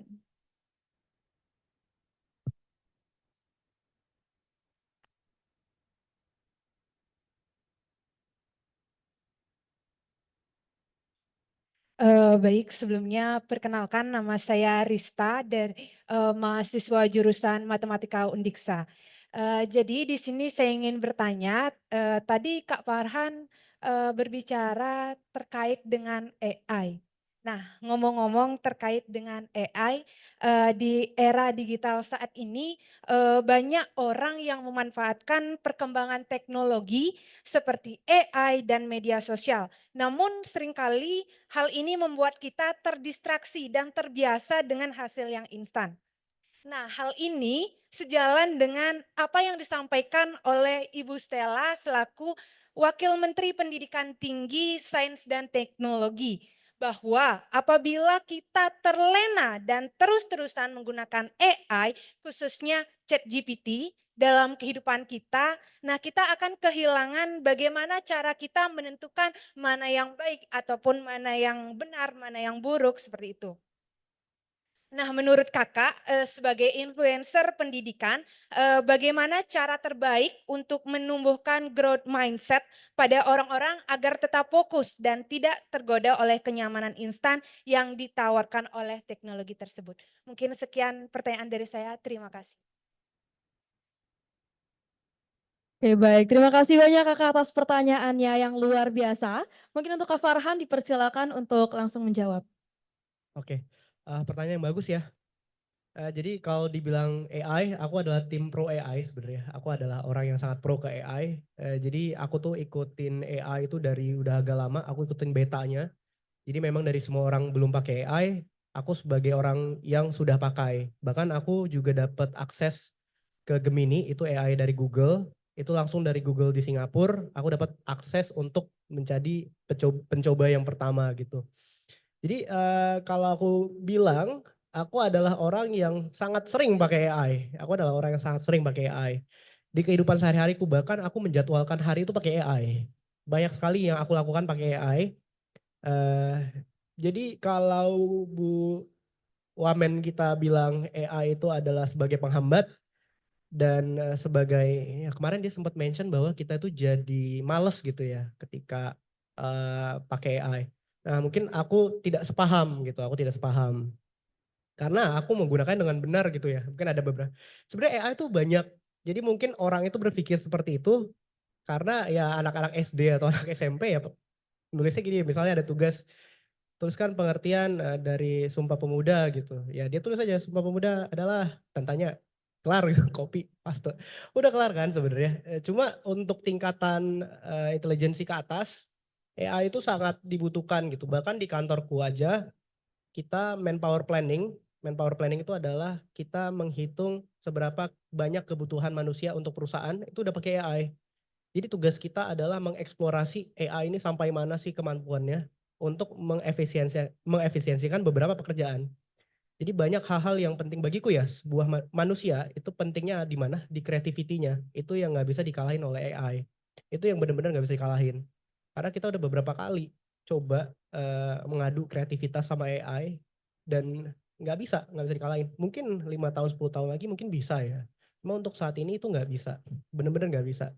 Jadi bahkan di perusahaanku itu ada satu tim buat ngekaji AI. Kita cari beberapa kekosongan di perusahaan yang bisa kita gantikan jadi AI. Jadi bagiku AI ini adalah hal yang sangat powerful karena AI itu nggak sebatas ChatGPT ataupun Gemini. AI itu more than that. Banyak yang sebenarnya bisa kita katakan itu AI juga. Jadi banyak orang tuh berpikir bahwa AI itu hanyalah sebuah apa ya, aplikasi chatting yang mengeluarkan, kita ketik prompt dia keluarkan sesuatu. Tapi AI itu more than that. AI itu kan adalah machine learning ya. AI itu adalah sebuah program atau sistem yang kita bisa kita kasih makan. Kita kasih makan, kita kasih makan, kita kasih makan, nanti dia ngeluarin apa yang kita mau gitu. Itu sebenarnya pengertian AI. Jadi bagiku AI ini bukan penghambat dari growth mindset. Melainkan bagiku adalah AI ini adalah sebuah malah penunjang bagiku. Karena aku pribadi kemarin IELTS itu bisa nyampe, aku dapat skor IELTS-ku 8 itu gara-gara AI. Jujur aja gara-gara AI. Aku latihan speaking itu pakai AI, aku latihan writing itu pakai AI, aku everything pakai AI. So AI ini bagiku adalah bukan penghambat growth mindset tapi apa ya, sebuah media yang bisa mempercepat perkembangan kita bagiku. Karena if you do it right, pasti AI itu sangat berguna, benar-benar sangat berguna. Jadi ketika kita mungkin kalau anak SD ya disuruh tanya Sumpah Pemuda apa, ya udah dia berhenti di Sumpah Pemuda apa, Sumpah Pemuda adalah. Tapi if you're smart enough buat pakai AI, itu bisa dilanjutkan lagi pertanyaannya. Apa sih kisah unik dari Sumpah Pemuda? Apa sih hal-hal yang banyak orang nggak tahu dari Sumpah Pemuda? AI itu tahu. Jadi dari situ kita bisa mempersingkat bahwa setiap apa ya, ketika kita mengerjakan ataupun kita memikirkan sesuatu, yang paling lama itu di research-nya. Research-nya itu paling lama, tapi itu bisa dipersingkat oleh AI. Nah, AI juga udah bisa kasih sumber sekarang. Kita tinggal recheck aja ke sumbernya. Jadi bener-bener bagiku itu bukan sebuah penghambat, dan kalau kita ngomongin itu bisa jadi penghambat memutuskan mana yang benar dan mana yang salah, menurutku itu adalah kita yang salah. Kenapa? Karena AI itu katanya Elon Musk itu gapnya setara dengan manusia dan kera. Jadi AI itu sebagai manusianya, manusia itu sebagai kera. Paham nggak? Jadi di era dulu manusia dan kera. Di era sekarang AI dan manusia. Jadi ketika kita disuruh ambil pilihan mana yang benar, kita coba tanya ke AI. Oh, kita pahamnya pilihan yang benar A. Tapi AI itu berpikir kan secara logis, secara matematis. Kita berpikir itu ada feeling juga. Kita ada feeling, dia nggak ada feeling. So ketika dia keluarkan hasilnya itu jawabannya A, sedangkan feeling kita di B, secara logika ya jawabannya A. Tapi seberapa kita mentolerir perasaan itu kan, sebuah dalam pengambilan keputusan kan kadang ada perlu feeling juga ya. Nah gitu, jadi kita itu sebagai apa ya, sebagai referensi aja. Oh secara logika jawabannya A, tapi kalau kita pakai feeling B. Itu decision making di perusahaanku banyak aku pakai AI juga buat lihat tren-tren ke depannya. Ya itu beberapa aku yang biasanya pakai feeling jawabannya B, ngeliat AI A. Jadi aku mikir lagi kan, iya sih kalau kita mikirin secara logis dan matematis ya bener A. Tapi ini karena ada feelingku aja jadi B. Jadi ada melibatkan sebuah perasaan kemanusiaan, oh jadi ini milihnya B gitu. Jadi itu sebagai referensi, dan AI itu sangat powerful teman-teman. Jadi ChatGPT, Gemini itu bener-bener ada beberapa prompt yang bisa kita explore. Jadi hasil itu powerful. Nah kalau kalian belajar AI lebih lanjut, ada tuh namanya ketika mengetik prompt, itu ada kita ketik persona, lalu task, format, action, sama example. Nah itu tuh ada tutorial ya, berarti apa ya, ada pelajaran tersendiri dalam AI itu. Jadi kita kebetulan juga lagi bikin ya sama Google, kita lagi bikin sama Google bahwa ada pembelajaran untuk AI sendiri. Nah jadi dalam mengetik itu ada structure ya. Nah structure-nya itulah yang kita bisa belajar. Gitu. Jadi nggak menghentikan growth mindset kita. Kita bisa belajar structuring-nya, kita belajar prompting. Jadi banyak hal yang bisa dieksplor dari AI. Jadi AI itu nggak sekedar ada pertanyaan menjawab nggak sekedar dari itu. AI itu more than that, benar-benar more than that. Apalagi kalau udah masuk ke dunia kerja, banyak sekali AI ini membantu. One of them itu adalah ini, dalam aku rekrutmen, itu ada video interview AI. Jadi biasanya kita interview orang itu ribuan dalam satu hari. Ini jadi kita nggak ada interview sama sekali, kita cuma lihat notes-nya aja dari AI. Jadi dari AI-nya udah ngerangkumin bahwa kandidat ini nggak cocok untuk perusahaan kita, kandidat ini cocok gitu. Jadi sesimpel itu, kita tinggal lihat reasonnya. Reasonnya A, B, C. Oh ini nggak masuk akal reasonnya, kita tetap terima. Kalau reasonnya masuk akal, kita cut gitu orangnya. Jadi bener-bener AI itu more than that, dan AI itu bukan hanya ChatGPT atau Gemini, sekali lagi AI itu adalah machine learning dan semua orang bisa bikin AI-nya sendiri-sendiri tergantung kebutuhan masing-masing gitu. Oke, mungkin kita bisa berikan tepuk tangan terlebih dahulu atas jawaban yang telah diberikan. Jadi AI itu enggak sekedar tanya jawab, tapi bisa lebih besar lagi, bahkan mungkin bisa meningkatkan pengembangan kita juga ya, pengembangan diri juga kalau misalnya kita lakukan dengan bijak ya Kak ya. Ya. Oke, baik. Dikarenakan keterbatasan waktu, mungkin kita akan membuka sesi diskusi untuk satu penanya lagi kali ya Kak ya. Baik, untuk penanya atau mungkin teman-teman yang memiliki kebingungan atau hal-hal yang ingin didiskusikan lebih lanjut, dipersilakan untuk mengangkat tangannya. Baik, di sini sudah banyak sekali yang excited loh ya. Oke, mungkin dari Kak Farhan ada yang mau dipilih? Oke, baik. Mungkin untuk kakak yang sebelah sana yang baju pink bisa dipersilakan untuk panitia.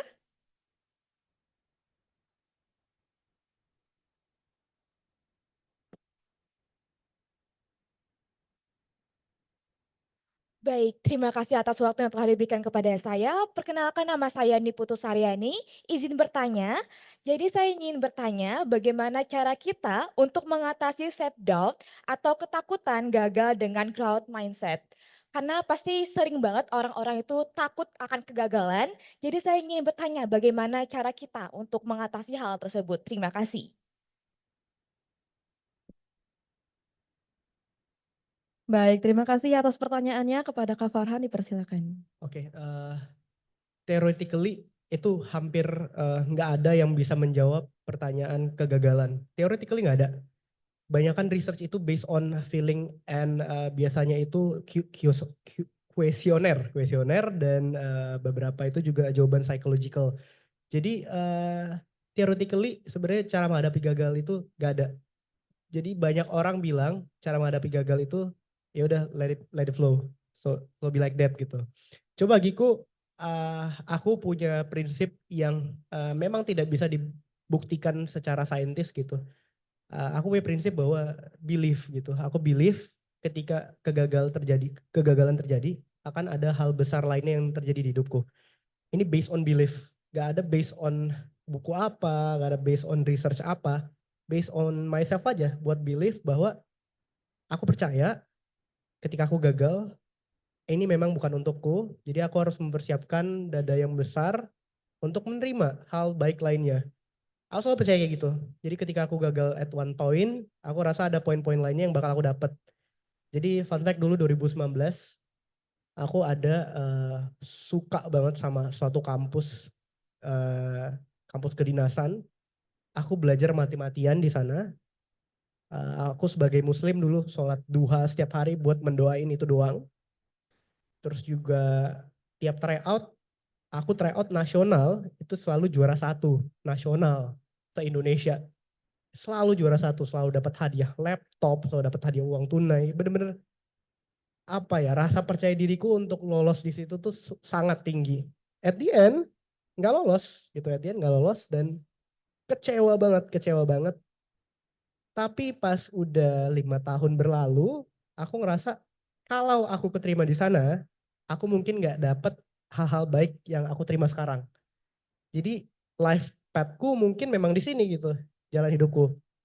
Dan aku percaya bahwa ketika kita hidup, kita lahir dari rahim ibu kita menjalani hari SD, SMP, SMA, aku percaya bahwa ada sesuatu hal yang harus kita bawa ke dunia. Dan itu tidak harus spesifik gitu, nggak harus kita harus jadi dokter, kita harus jadi presiden, nggak kayak gitu.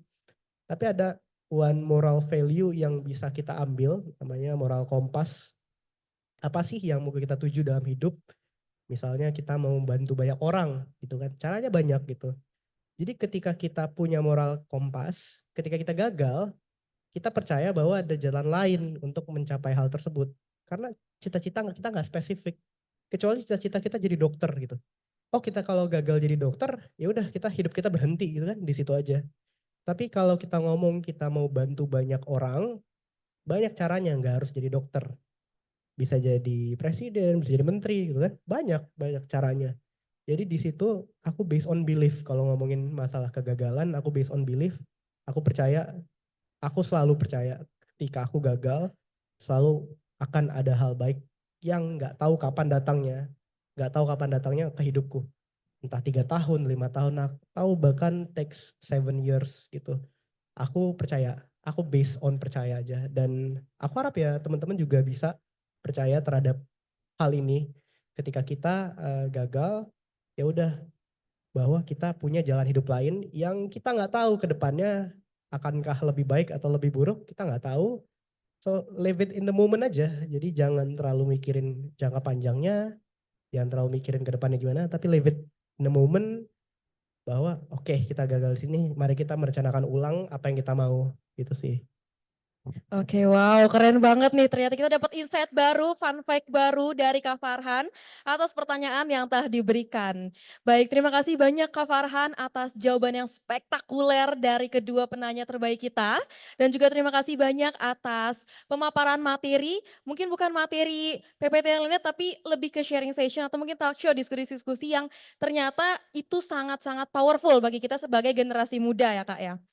Jadi mungkin bisa kita kesimpulkan bahwasannya untuk menanamkan growth mindset itu tentunya harus dimulai dari diri kita sendiri. Kita harus percaya bahwasannya kita bisa melakukan semua hal. Tidak ada hal yang mustahil untuk dilakukan. Apalagi kita sebagai dunia kuliah gitu atau mungkin di sekolah memiliki kesempatan yang lebih banyak lagi untuk mengembangkan diri. Jadi coba explore lebih banyak lagi karena setelah kegiatan atau kehidupan kuliah tentu yang dinilai itu tidak hanya akademik tapi juga non akademik. Jadi kita harus saling menggali lagi bakat kita lagi dan tambah lagi dengan growth mindset, dengan produktivitas yang kita asah juga setiap harinya, seperti itu.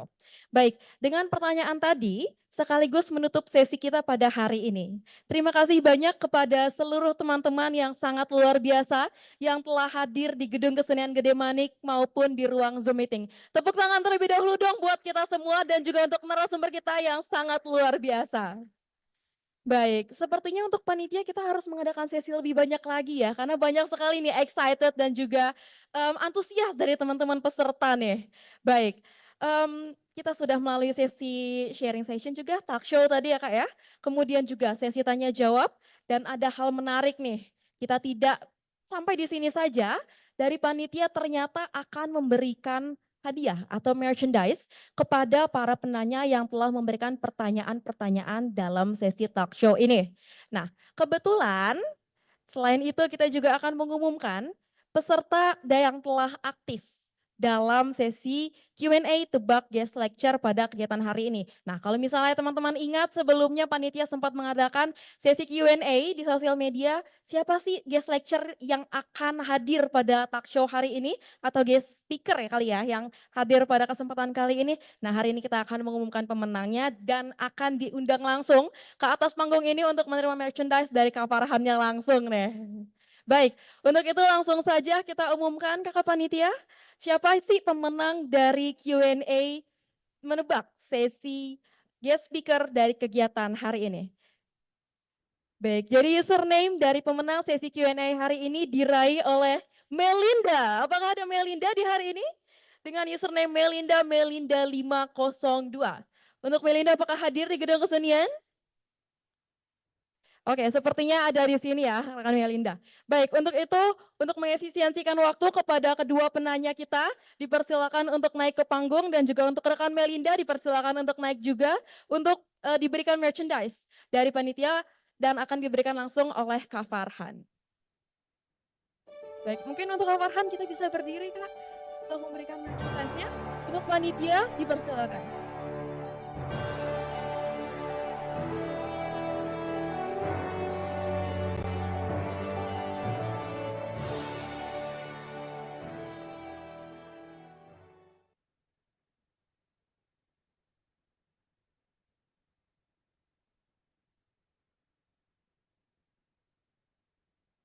Oke, baik. Kita sudah ada kedua rekan penanya kita dan juga Melinda, pemenang dari sesi Q&A. Mungkin untuk Kak Farhan bisa langsung diberikan merchandise-nya kepada ketiga teman-teman kita.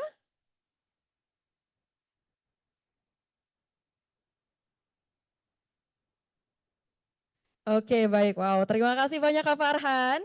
Mungkin untuk selanjutnya akan ada sesi dokumentasi terlebih dahulu. Baik, untuk Kak Farhan dan juga teman-teman mungkin kita bisa melip ke tengah sedikit. Oke, oke baik. Oke, good. Baik, untuk dokumentasi kepada panitia yang bersangkutan dipersilakan. Oh, mungkin saya akan melipir ke sini sedikit ya. Oke, nah untuk sesi dokumentasi bisa dimulai dalam hitungan 1, 2, 3. Sekali lagi mungkin dengan gaya bebas. Pose terbaiknya bagaimana? Oke, 1, 2, 3. Oke, baik. Terima kasih banyak kepada ketiga teman kita. Dipersilakan untuk kembali ke tempatnya masing-masing.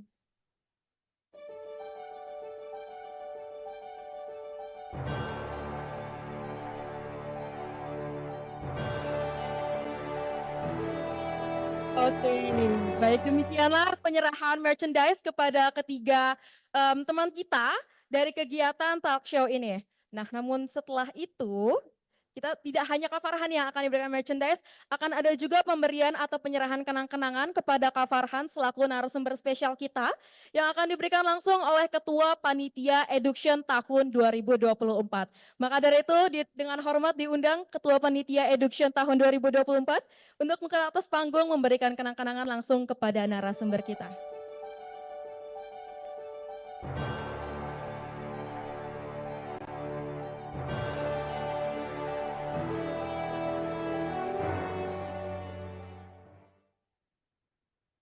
Baik, bisa langsung diberikan.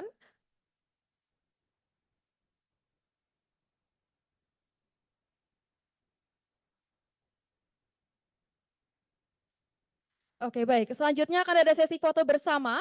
Namun untuk sesi foto bersama juga akan diundang Ketua dari HMJ Pendidikan Dasar untuk naik ke atas panggung kepada Ketua HMJ Pendas. Baik, kepada Ketua HMJ Pendas dipersilakan.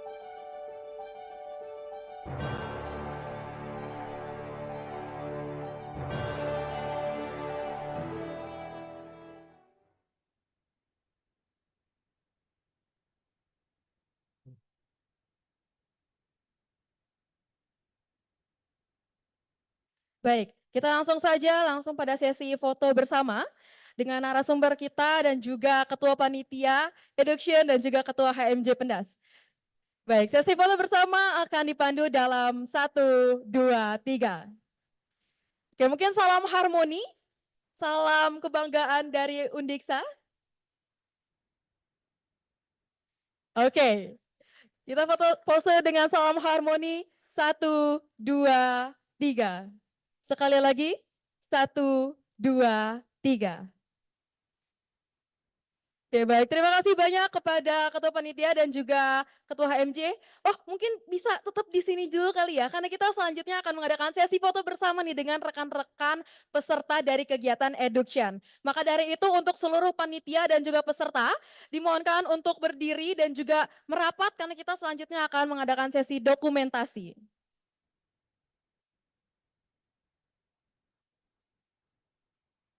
Baik, untuk seluruh panitia diharapkan langsung maju ke depan. Baik, mungkin kita bisa foto dengan arah ke arah sana kali ya.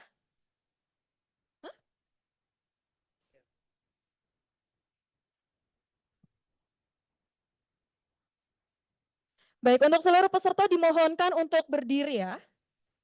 Peserta dari sayap kanan, dari sayap kiri maupun dari tengah-tengah, karena semua akan di-capture oleh kamera dokumentasi.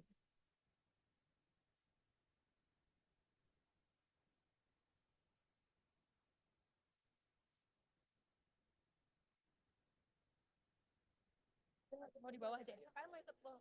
KKM bawah? Oke, mungkin boleh kita ke bawah.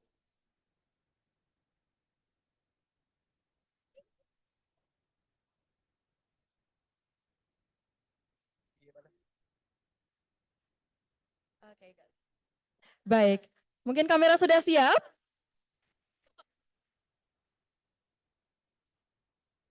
Baik, panitia sudah siap?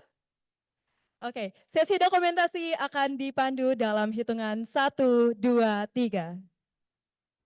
Sekali lagi, 1, 2, 3. Mungkin pose salam harmoni.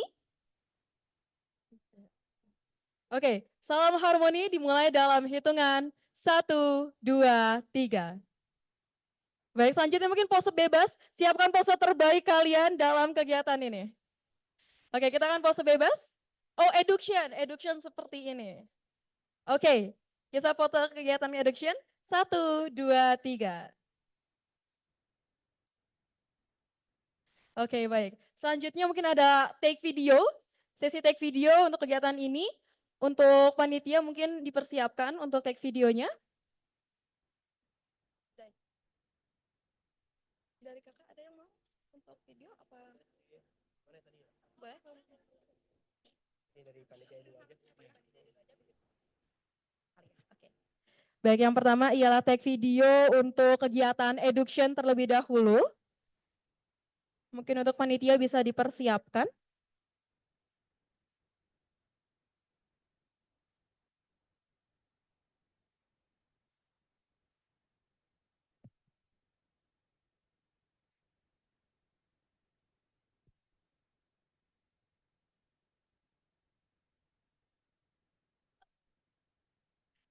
Video Aku dulu. Hah? Iya, kalian dulu aja. Oke, Oke. tangannya mengapalin. Baik, untuk sesi take video akan saya pandu. Jadi apabila saya mengatakan Eduction tahun 2024, rekan-rekan bisa mengatakan sukses.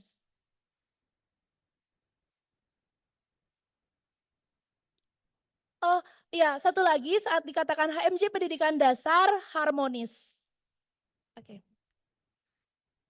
Oke, akan saya pandu dalam 3, 2, 1. Eduction tahun 2024. Sukses! Harmonis!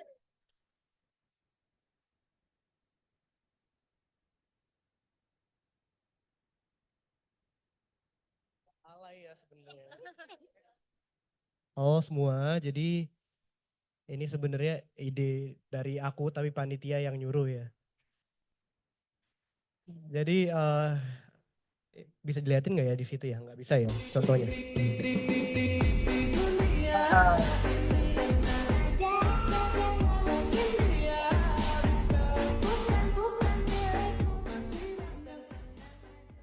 Jadi kita mau bikin kayak gitu ya. Cuma dari bawahnya tuh bagusnya gimana ya?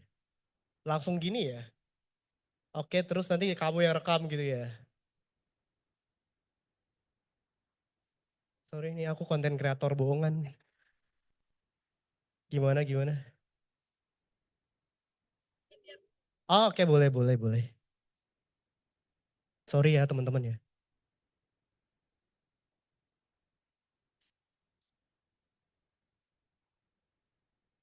Dari sampingnya dari sana berarti. Ambil foto pertamanya. Hmm. Saya mau ngambilnya dari sana.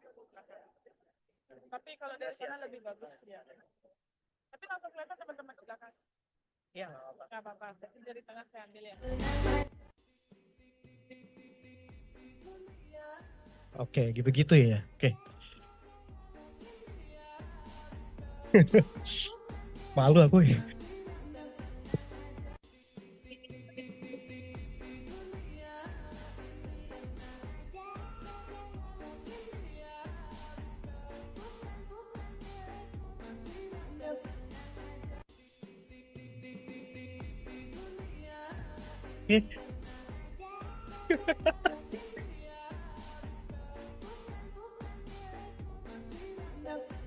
Ini bener ya? Oke. Oke. Kita tunggu ya. 1, 2, 3. Rekam. Sorry. Ulang.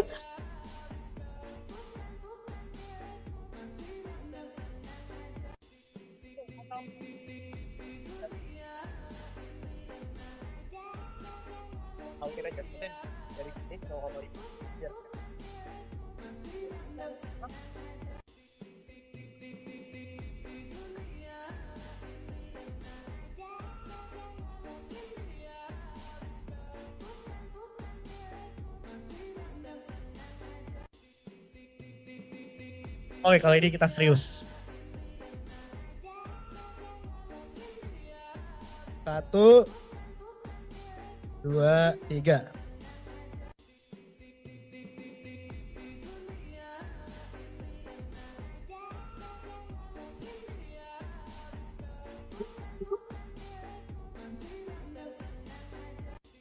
Oke, aku malu.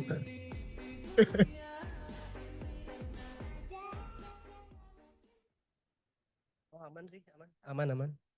Oke, thank you. Makasih semua.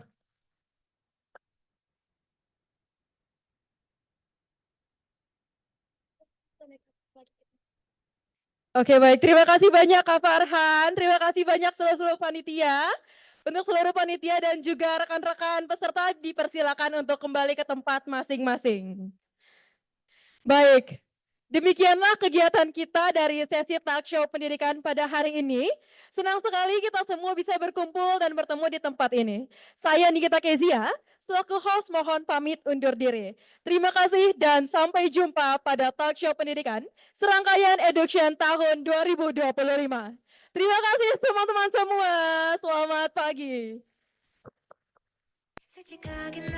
Ada closing statement spesial nih dari Kak Farhan. Untuk Kak Farhan dipersilakan. Oke teman-teman, ya aku percaya ketika kita ikut seminar ataupun hal-hal seperti ini, sebenarnya yang kita bawa pulang itu bukan materinya menurutku, karena kita beberapa juga melupakan hal itu. Tapi yang kita bawa pulang itu motivasinya menurutku. Jadi ketika teman-teman pulang, teman-teman percaya bahwa teman-teman bisa ngelakuin hal yang lebih, teman-teman juga percaya bahwa ada perkembangan dan bawa motivasinya gitu untuk berkembang lebih lanjut. Jadi sekali lagi, bawa pulang motivasinya, jangan hanya materinya tapi motivasinya. Bawa pulang semangatnya juga. Itu aja. Oke. Wah, berikan tepuk tangan yang meriah banget dong untuk narasumber kita. Sekali lagi, berikan tepuk tangan yang meriah untuk narasumber kita. Mungkin untuk sebagai penutup kali ya, kita mau bilang terima kasih Kak Farhan secara bersama-sama. Dalam hitungan 1, 2, 3. Terima kasih Kak Farhan. Boleh ulang nggak? Aku videoin. Oh, mau ulang lagi, mau ulang lagi. Oke, siap.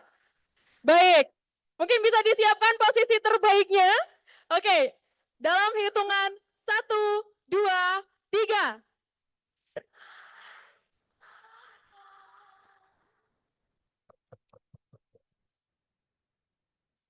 Baik, wow, terima kasih banyak Kak Farhan atas kesempatan yang luar biasanya di hari ini. Terima kasih banyak teman-teman. Sampai jumpa pada Education tahun 2025. 솔직하게 난 말하고 싶어요 사라져 아니 사라지지 마내 맘을 보여줘 아니 보여주지 마 하루 종일 머릿속에 네 미소만 우리 그냥 한번 만나볼래요 Aduh luar biasa sekali talk show kita pada pagi dan sudah menuju siang ya. Luar biasa, kita berikan tepuk tangan sekali lagi untuk narasumber dan moderator kita, luar biasa. Baik, selanjutnya untuk hadirin jangan berlanjut terlebih dahulu karena kita ada hiburan.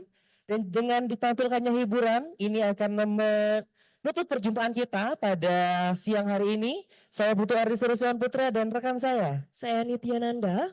Mohon maaf apabila dalam pelaksanaan terdapat hal-hal yang kurang berkenan.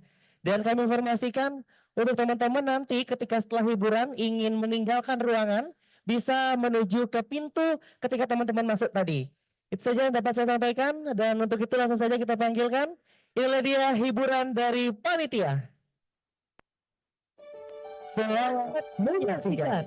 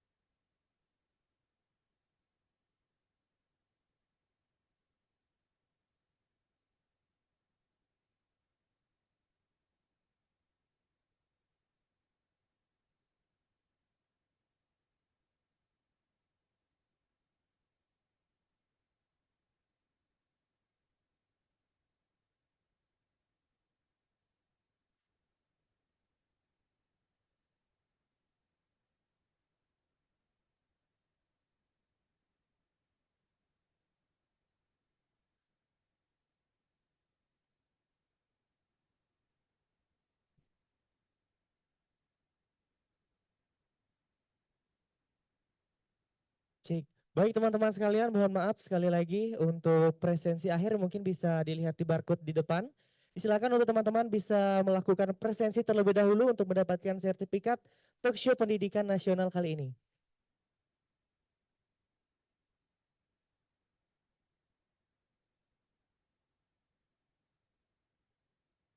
Ya, terima kasih. Dan untuk teman-teman jangan beranjak terlebih dahulu karena akan ada penampilan hiburan yang akan dilakukan oleh panitia. Untuk itu terima kasih atas perhatiannya, saya ucapkan sampai jumpa.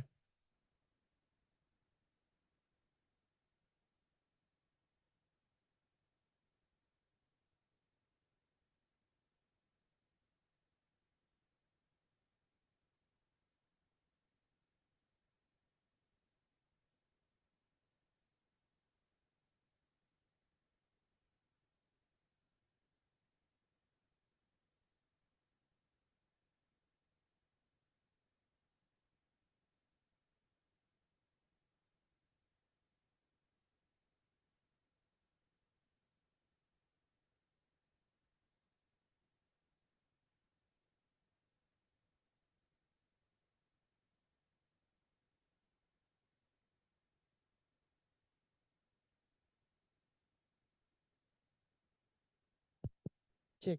Oke baik teman-teman, mohon maaf sekali lagi untuk presensi akhirnya mungkin ada yang tidak bisa buka ya. Oke, untuk nanti kita akan mengirimkan presensi di grup talkshow umum ya, nanti kita akan sebarkan ke kelas masing-masing untuk teman-teman bisa melakukan presensi akhir. Untuk itu terima kasih.